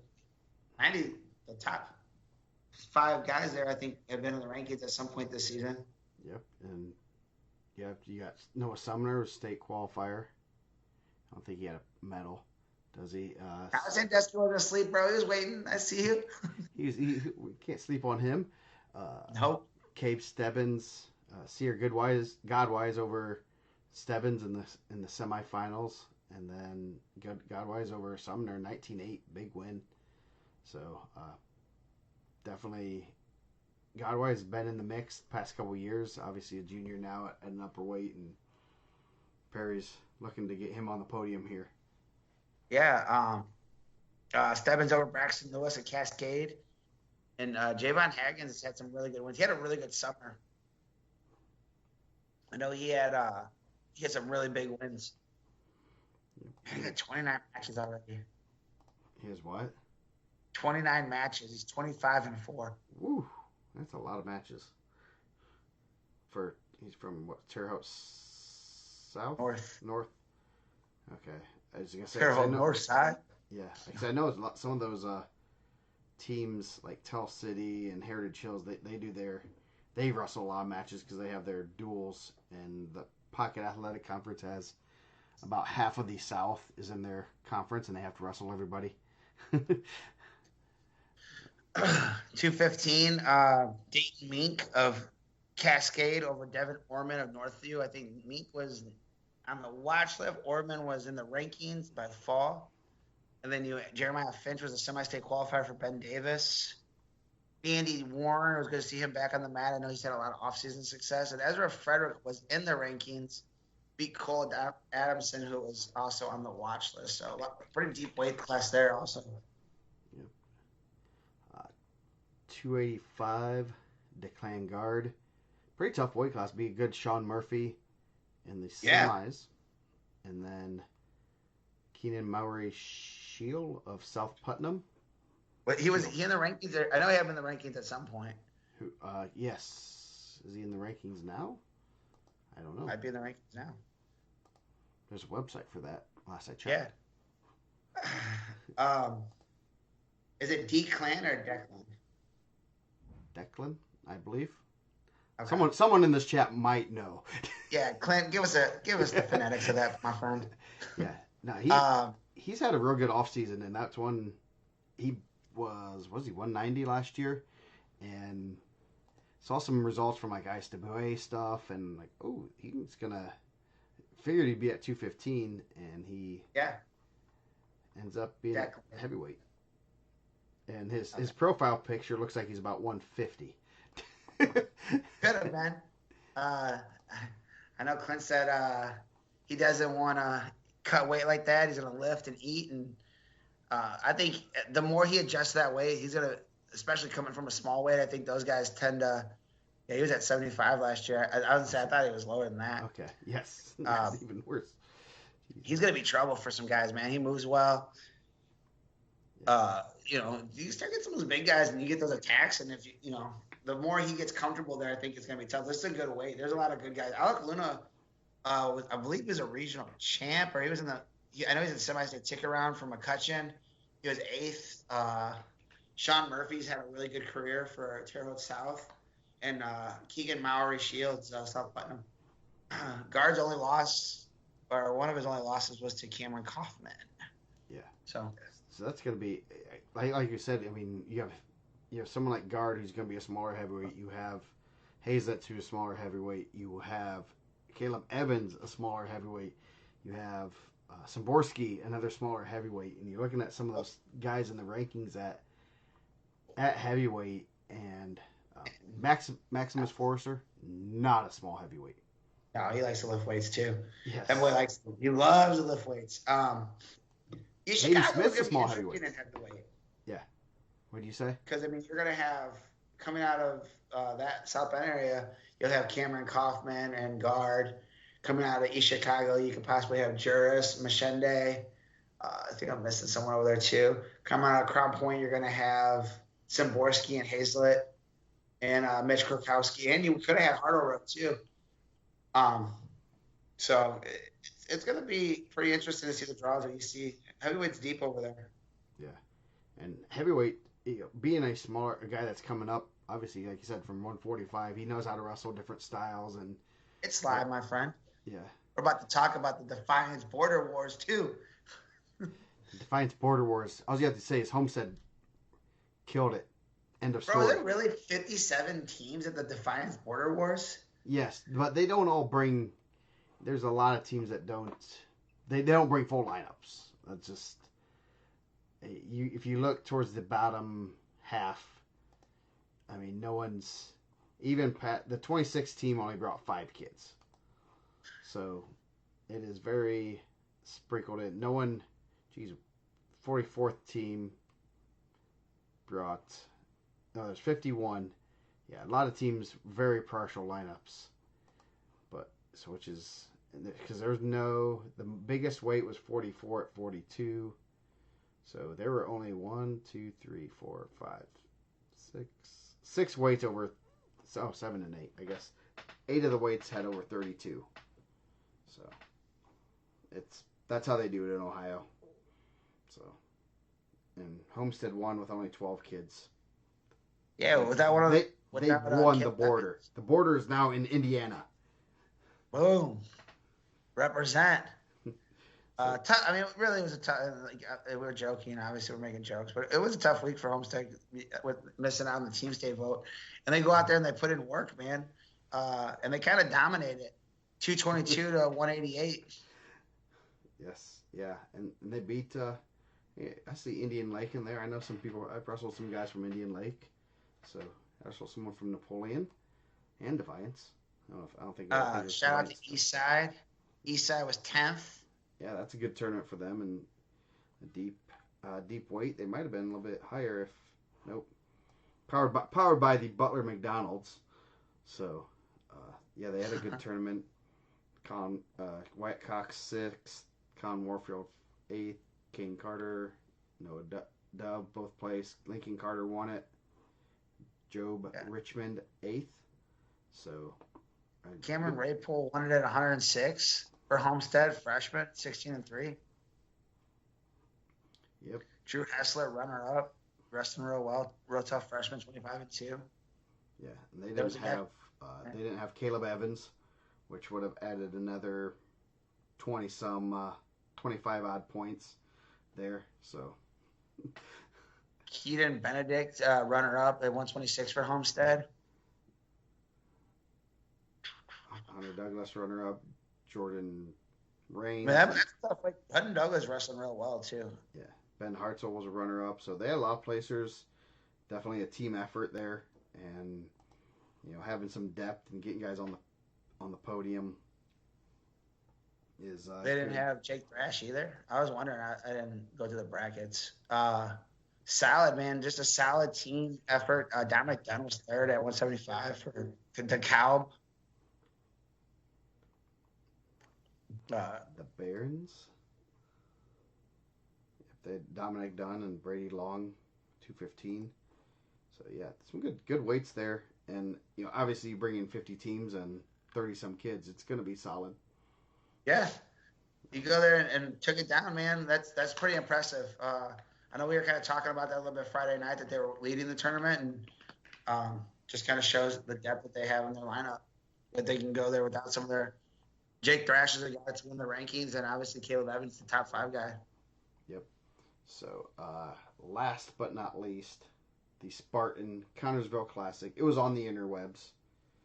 So yeah, shout out to Mike Morgan and Nicole for seeding this thing, getting it right, listening, doing their thing. That's pretty awesome. I don't know how the seats held up, but I think he was trying to at least separate kids, and I know he gave me a call right before I was walking into the seating meeting for the Al Smith. He's like, "Hey, can you help me?" I'm like, no. I'd love to, but you got to call me more. Shout out to Connorsville for letting those guys do it. Those guys know wrestling. They're around a lot of off-season stuff. Sorry. I'm pulling off an IndianaMat shirt for a second IndianaMat shirt. How many IndianaMat shirts do you have underneath there? 2 more. Yes. As long as this show goes, we might need 2 more of these things. Yeah. So good to have them seating it and getting kids separated. It doesn't have to be perfect, but you want the better. You don't want to see those crazy first round matches like you used to have back in the day. Yeah. And so some good matches there. A lot of good teams: Fishers, Greenfield Central, Carroll, Heritage Hills, Bishop Chittard, East Noble. I know they were in the team state mix. So Madison, we had Triple B representing down there. His first trip to the Spartan Bowl, and so seated after 52 years. Is that how we Connorsville? I mean, Sounds like 52. Why would Eric Spikes be making that Oh, up? he probably does know because he posted a picture of one of the brackets. he, uh, he has a few of those. So yeah, good tournament. Fishers won by 4.5 over Greenfield Central. Carroll was third. Go Chargers. So let's just go over. I'm just gonna go to the bracket. 106.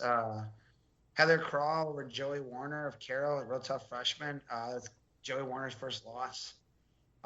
Crawl undefeated. I bet she has a couple. How many Spartan Classics does she have now? 2 for sure. Uh, Maybe 3. I think she might have 3 or 4. She I think they've been on the internet for the last 4 years. Let's see. Yeah, Spartan Classic. So she won this year. She won last year. They streamed the Spartan Classic, Craig Akers. What? I did see the she won it in 2022. Last one 2021. I do not see it from the 2021. Or no, sorry, it'd be 2020. Did they not they didn't no. Maybe that'd be the COVID year. I don't know. So it'd have been Brian Hughes 24, 23, 22, 21. So it'd be 21. So I do not see it from 2021 on here. It says lost in the finals as a freshman. Still a really, really cool accomplishment, man. Yeah. 4-time finalist, 3-time champ. That's pretty cool. I was kind of looking forward to that match. I know Joe was getting some live updates. She's really tough. I think Joey Warner's really tough. Yeah, I definitely was very interested in that match. I know Joey, like you said, Joey's real tough. He's been around here, known him for a while. And Curl's a good measuring stick to see where you're at and what you need to work on. And she's gonna be she's a tough out, no matter who you are. And especially she's gonna be hard to score on. She's gonna be flexible. Gonna be hold a good position. And so that was a good measuring stick for him. I'm sure he'll be back in the room this week, working to have a work hard to get that and a win over her. So that's really cool, man. Correct. I know she's gonna be trying to get a medal this year. She's got a couple of shots at state, and this is the last shot for it, man. Yeah, 113. Lincoln Parsons over Ian McVicker. Good win for Parsons. McVicker handed him his first loss. McVicker had a win over Brady Harper. Yep. A couple weeks ago. And pretty good weight class with Seth Lamb. Patterson. Which one's Patterson? Did he lose first round and wrestle all the way back? No, he lost second round. It was Caleb Patterson from Jasper. Ends up running it back for third.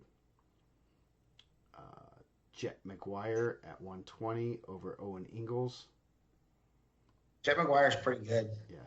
And speaking of, when we're saying Bollinger doesn't seem like he's been around for 4 years, Keelan Fuller seems like he's been around for a while. I think Keelan Fuller, I felt like I felt like he was a state qualifier 5 years ago, maybe 6 years ago. He's been around forever. He does a good job. That's a good weight. That's a really good weight. Jet McGuire, Owen Ingalls. Owen Ingalls at the Trikoff. They saw him at the Carnahan. Tobias Bowling's been in the rankings. Cole Freeze of Franklin County. Chase Brickey, Keelan Fuller, Nolan Mullins of Jasper. I know he had a really good run at freshman sophomore state.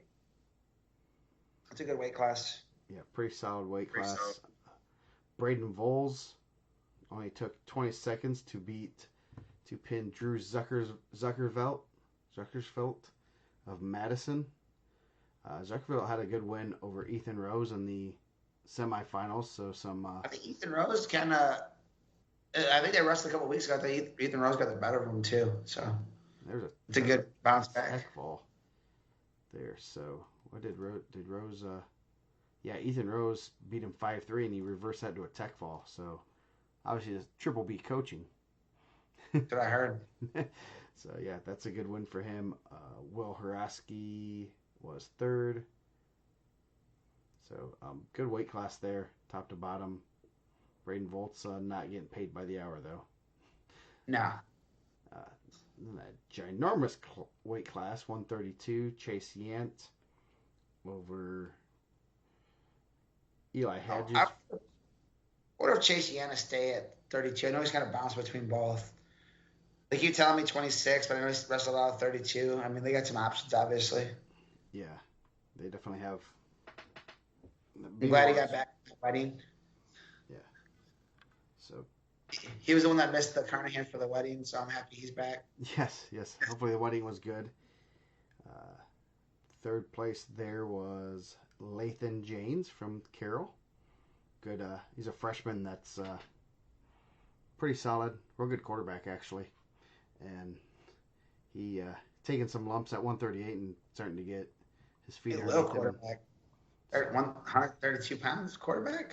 Yeah. Is he tall? He's kind of tall, yeah. He was a freshman quarterback, so, but nice kid. I was thinking, man, like he was your guys, because your guys' varsity quarterback's going somewhere pretty good, right? Yeah, he's going to Iowa, so. So he doesn't like to score offense. That's cool. Is he good at handing the ball off? Yeah, I guess so. But I'm working on a new quarterback for Carroll. I can't tell you who it is, but yeah, I'm working on a new quarterback. Why would you do that to Lathan James, man? Just for 1 year. Just for 1 year. I've been talking to a friend. He may or may not look like me. Why would he leave Holiday Land?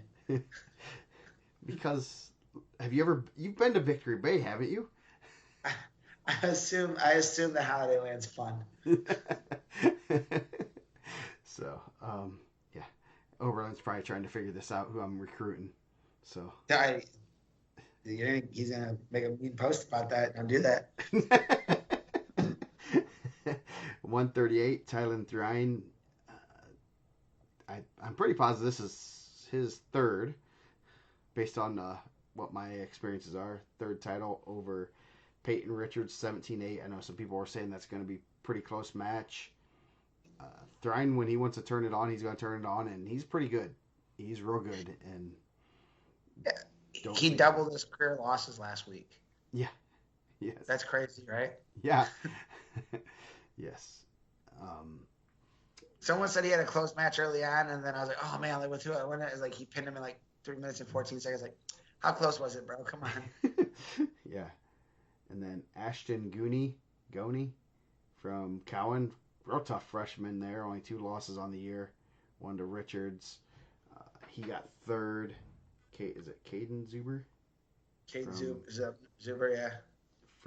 Cade Zuber from Greenfield Central was fourth. So another pretty solid weight class there. Colin Troyer has been in the mix for Franklin County. Another guy I feel like that's been there forever, unless there's more Troyers that's name start with a C. And Lucas Caldwell, pretty tough senior for Decatur Central. And then our friends at Bishop Chittard got a champ, Jack Davis. That's a good match. That's a really good match. And then, I thought it was a pretty good weight class overall. Yeah.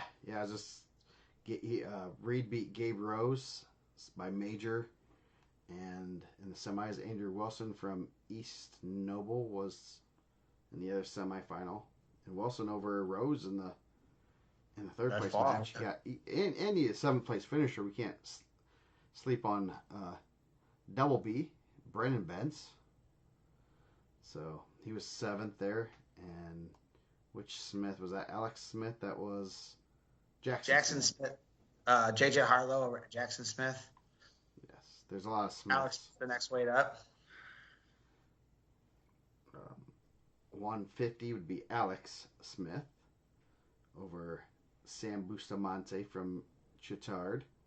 I think Chittard had a real good match. It's going to be a real good tournament. It's going to be interesting to see where they end up seeding wise, because they did lose to Purdue Polytech, but then they outplaced them here a little bit better. So I don't know how that'd be interesting. How you figure that stuff out seeding wise. Glad it's not my job. Nope, not my job either. Yes. So don't come complaining to us. You can call Dane Filling at 260. 499. I'll just give you Rex's number.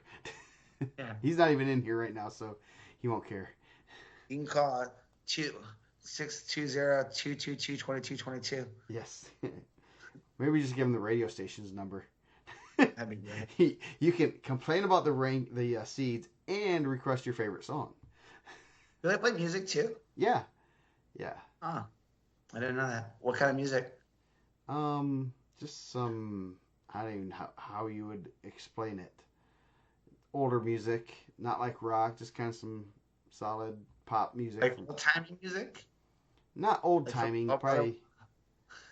I don't know. I'll don't even. I'll listen to it tomorrow at work. Yeah, listen to it tomorrow at work. It'll be some good music. One of the biggest surprises of the weekend: Jackson Bradley of Cowan jumping 2 weight classes to 157 pounds. Joe said that he posted that it was a 20-pound allowance for the new year. So Jackson jumped, 15 or so. Yeah, I had to double check my graphics. I want to be like, man, I'm getting this kid in trouble. I don't want to deal with AJ or Casey Bradley upset at me. I'm positive he made 44 at some point this year. I think he has matches at 44. That's crazy. Yeah, I am pretty positive he made 144 at the Clinton Prairie Invitational, which was 2 weeks prior to that. Good for him, though, man. I think he's going to focus on lifting weights and getting better, too. No more cutting weight for him. Yeah, his dad's pretty tall and stuff, and he's grown. So wasn't he like 113 as a freshman? Yeah. Yeah, and he was a pretty big 32 last year, and just kept growing. And obviously, if you're going to grow, let him grow, and he's probably going to be probably a 65, 74 pounder in college. His dad, I believe, was a 74 or 84 in college. So, yeah, good tournament for him. Tech fall his way to a champion. Oh, he had one pin. So, was he OW? I think they said he was OW, right? Yeah, and he beat Pike kid. Emmanuel Akapagia. He's pretty good. I think he's had some pretty good results. Yeah, and Akapagia beat Cameron Mikesell, who's a pretty good Western Boone wrestler in the semis. Bradley dominated Naden Houston from East Central. Mikesell ended up running it back to third. So, good weight there. Silas Foster usually wrestles 57. And per the professor, I will make sure I clear the air. Yes. Foster usually wrestles 57. So, but they did not know that Jackson Bradley was going to be at 57. They felt that the tougher matches with the more ranked guys was at 65. Yes. And he's not wrong. Yeah. That is per the professor, and I believe they're not going to run for. Obviously, Foster went to the Iron Man. He's not going to run from an Indiana State placer. Just so people clear the air. Well, I mean, you have Riley Biddle's in the rankings. Mason Thompson's in the rankings. Boomer Heston is in the rankings. Damian Dance always goes in the state tournament with single-digit losses. August Adams and Carroll had a really good tournament. Yeah, finishing third there at a real good weight. And Gabe McNamee also had a really good tournament. So I don't think he was running from competition. I think that they just didn't know that Jackson Bradley was going to be at 157. Because I think originally he was listed at 144 too, because he was unseeded, right? He was unseeded at 57, I think. Craziness. Yeah, and then. But they fixed it. Yep, they fixed it. They gave him the proper seed, I think. Yeah. And 175, Xavier Smith, having a real good year, finished first. Tech falls his way. He beat Roy Thornberry from Hagerstown. The Wild Thornberry? That's what I heard. The wild one? Yep. So. Nah, I never hear that. I was just joking. Xavier's pretty tough. And he is really tough. He's gonna be a problem at 175. Gonna be tough to beat. 190, Christopher Quarles, right? They have him listed as Chris, but Christopher, he probably by his government name. Yes. He beat Nathan Schaefer, state qualifier from Newcastle in the finals. Good By win for fall, his him. first loss of the season. Yeah. So, and then 215, real good finals match. Travis Henke over Jet Goldsberry. Pretty good quarterback himself, if I'd say so myself. That's what I heard. Might look good in a Carroll uniform. Dude, you would be a hero. They'd probably throw you a parade because you guys get like a medalist in track, a quarterback that just won a state title, and a top probably 10 wrestler at least. Yeah. So we're working on it. Come live with Uncle Joe. So yeah, Henke, good win there in Goldsberry. I know, tough wrestler. Henke, big, good-looking 215 pounder. Tell us how you really feel. It'll be interesting to see how he does. Obviously, Northridge isn't getting, going to the bigger events and stuff. So, getting a good match with Goldsberry. He beat a good. That's a good weight, honestly. Yeah. Overall, it's a really tough weight. Alicia Johnson, Decatur Central is really good. Julian Burgett was at the Carnahan. He's solid. That's a good win for Johnson. So I'm sure there's a couple good matches from there. Yeah. So, and then heavyweight, another good weight class. A couple state qualifiers taking some losses. Tyson Rui from Jasper over Hayden Smith, state placer actually. Placer. Yeah. Hayden Smith there. So Smith had a real good tournament, 6'5", Rui over him. And Braden Lothamer from Carroll over Max Amberger for third. So, Braden Lothamer almost got a win he almost got a medal at the Al Smith too, right? Yeah, I heard he was gonna do well there. Shout out to my boy, the General Heavy Hands, man. We seen him out there. He had to go to work Saturday, so he didn't get to come back. Yeah. We missed him Saturday though. There were fireworks and he wasn't there. That's usually the fireworks are when he's there. Dude, yeah, I didn't even think about that. So, real good turn. It looks like they add some good teams to the Spartan Classic and pretty good depth there. So,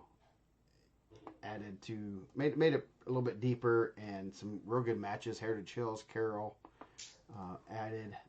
Madison had some good kids. I heard a team from the Al Smith might go back. They said they had a couple of championships there before. Yeah, that'd be.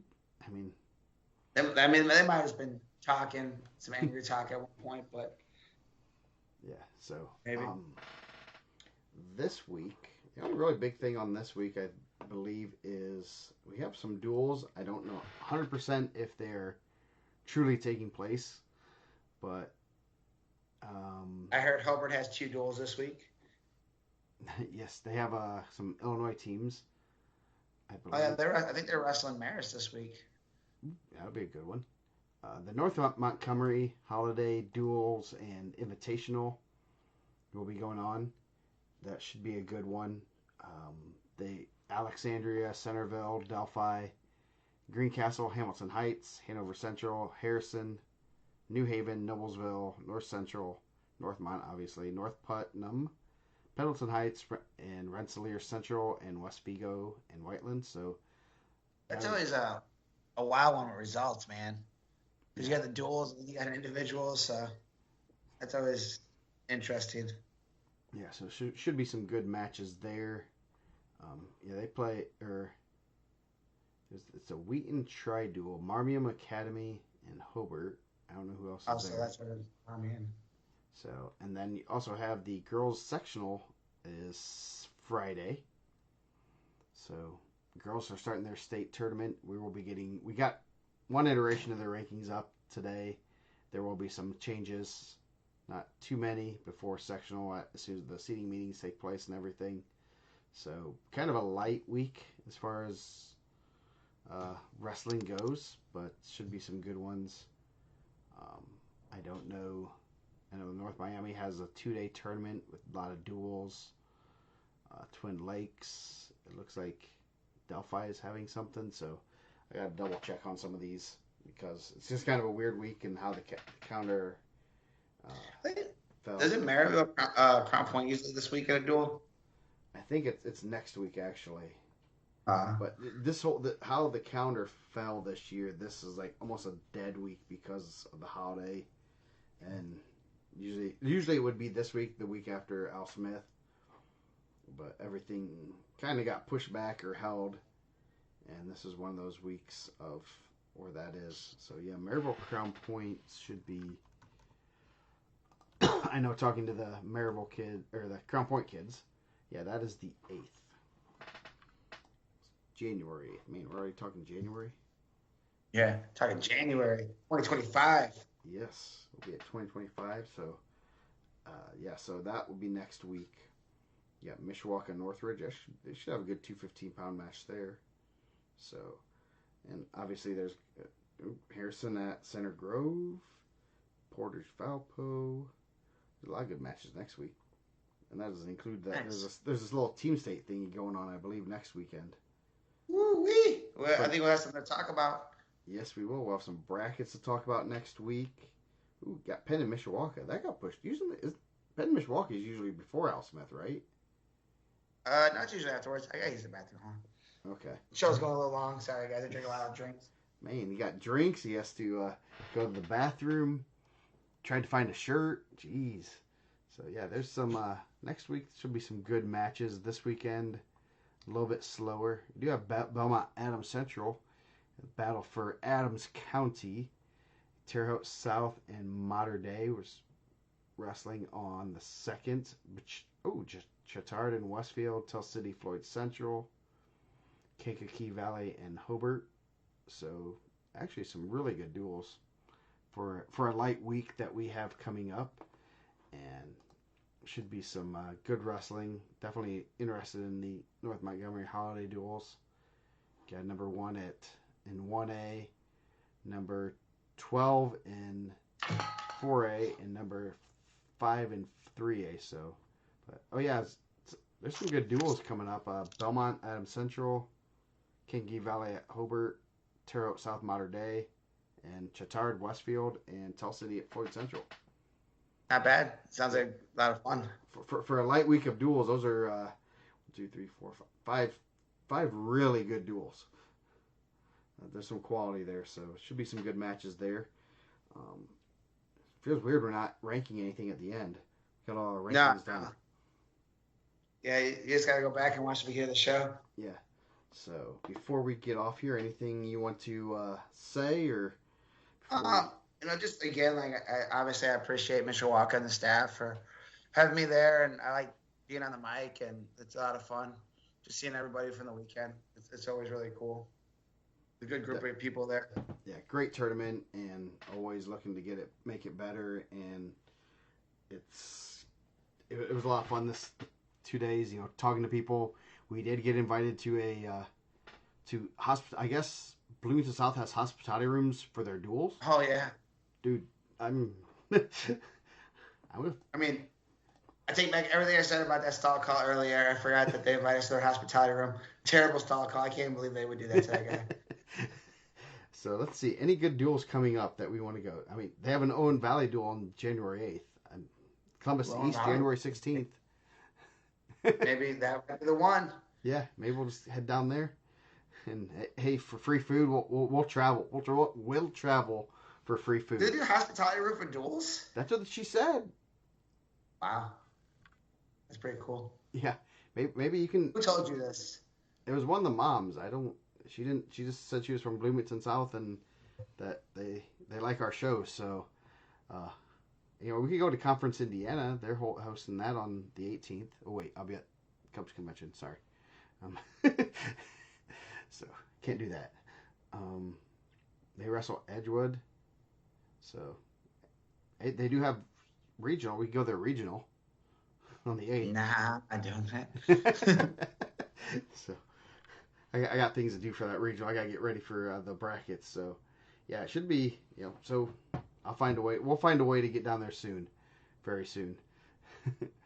But thanks to everyone. It's fun always to sit there and talk to people, even Jose Diaz. Man, he's annoying. He's my guy, man. Yeah. He's fun. I had to calm him down a few times and hand fight him. I was gonna snap him down, but I didn't think that. He said Joe Strong, man. He said he grabbed up Joe. He's pretty strong. Yeah, I got that farmer strength, man. I've thrown right around some bales of hay before, so he can't.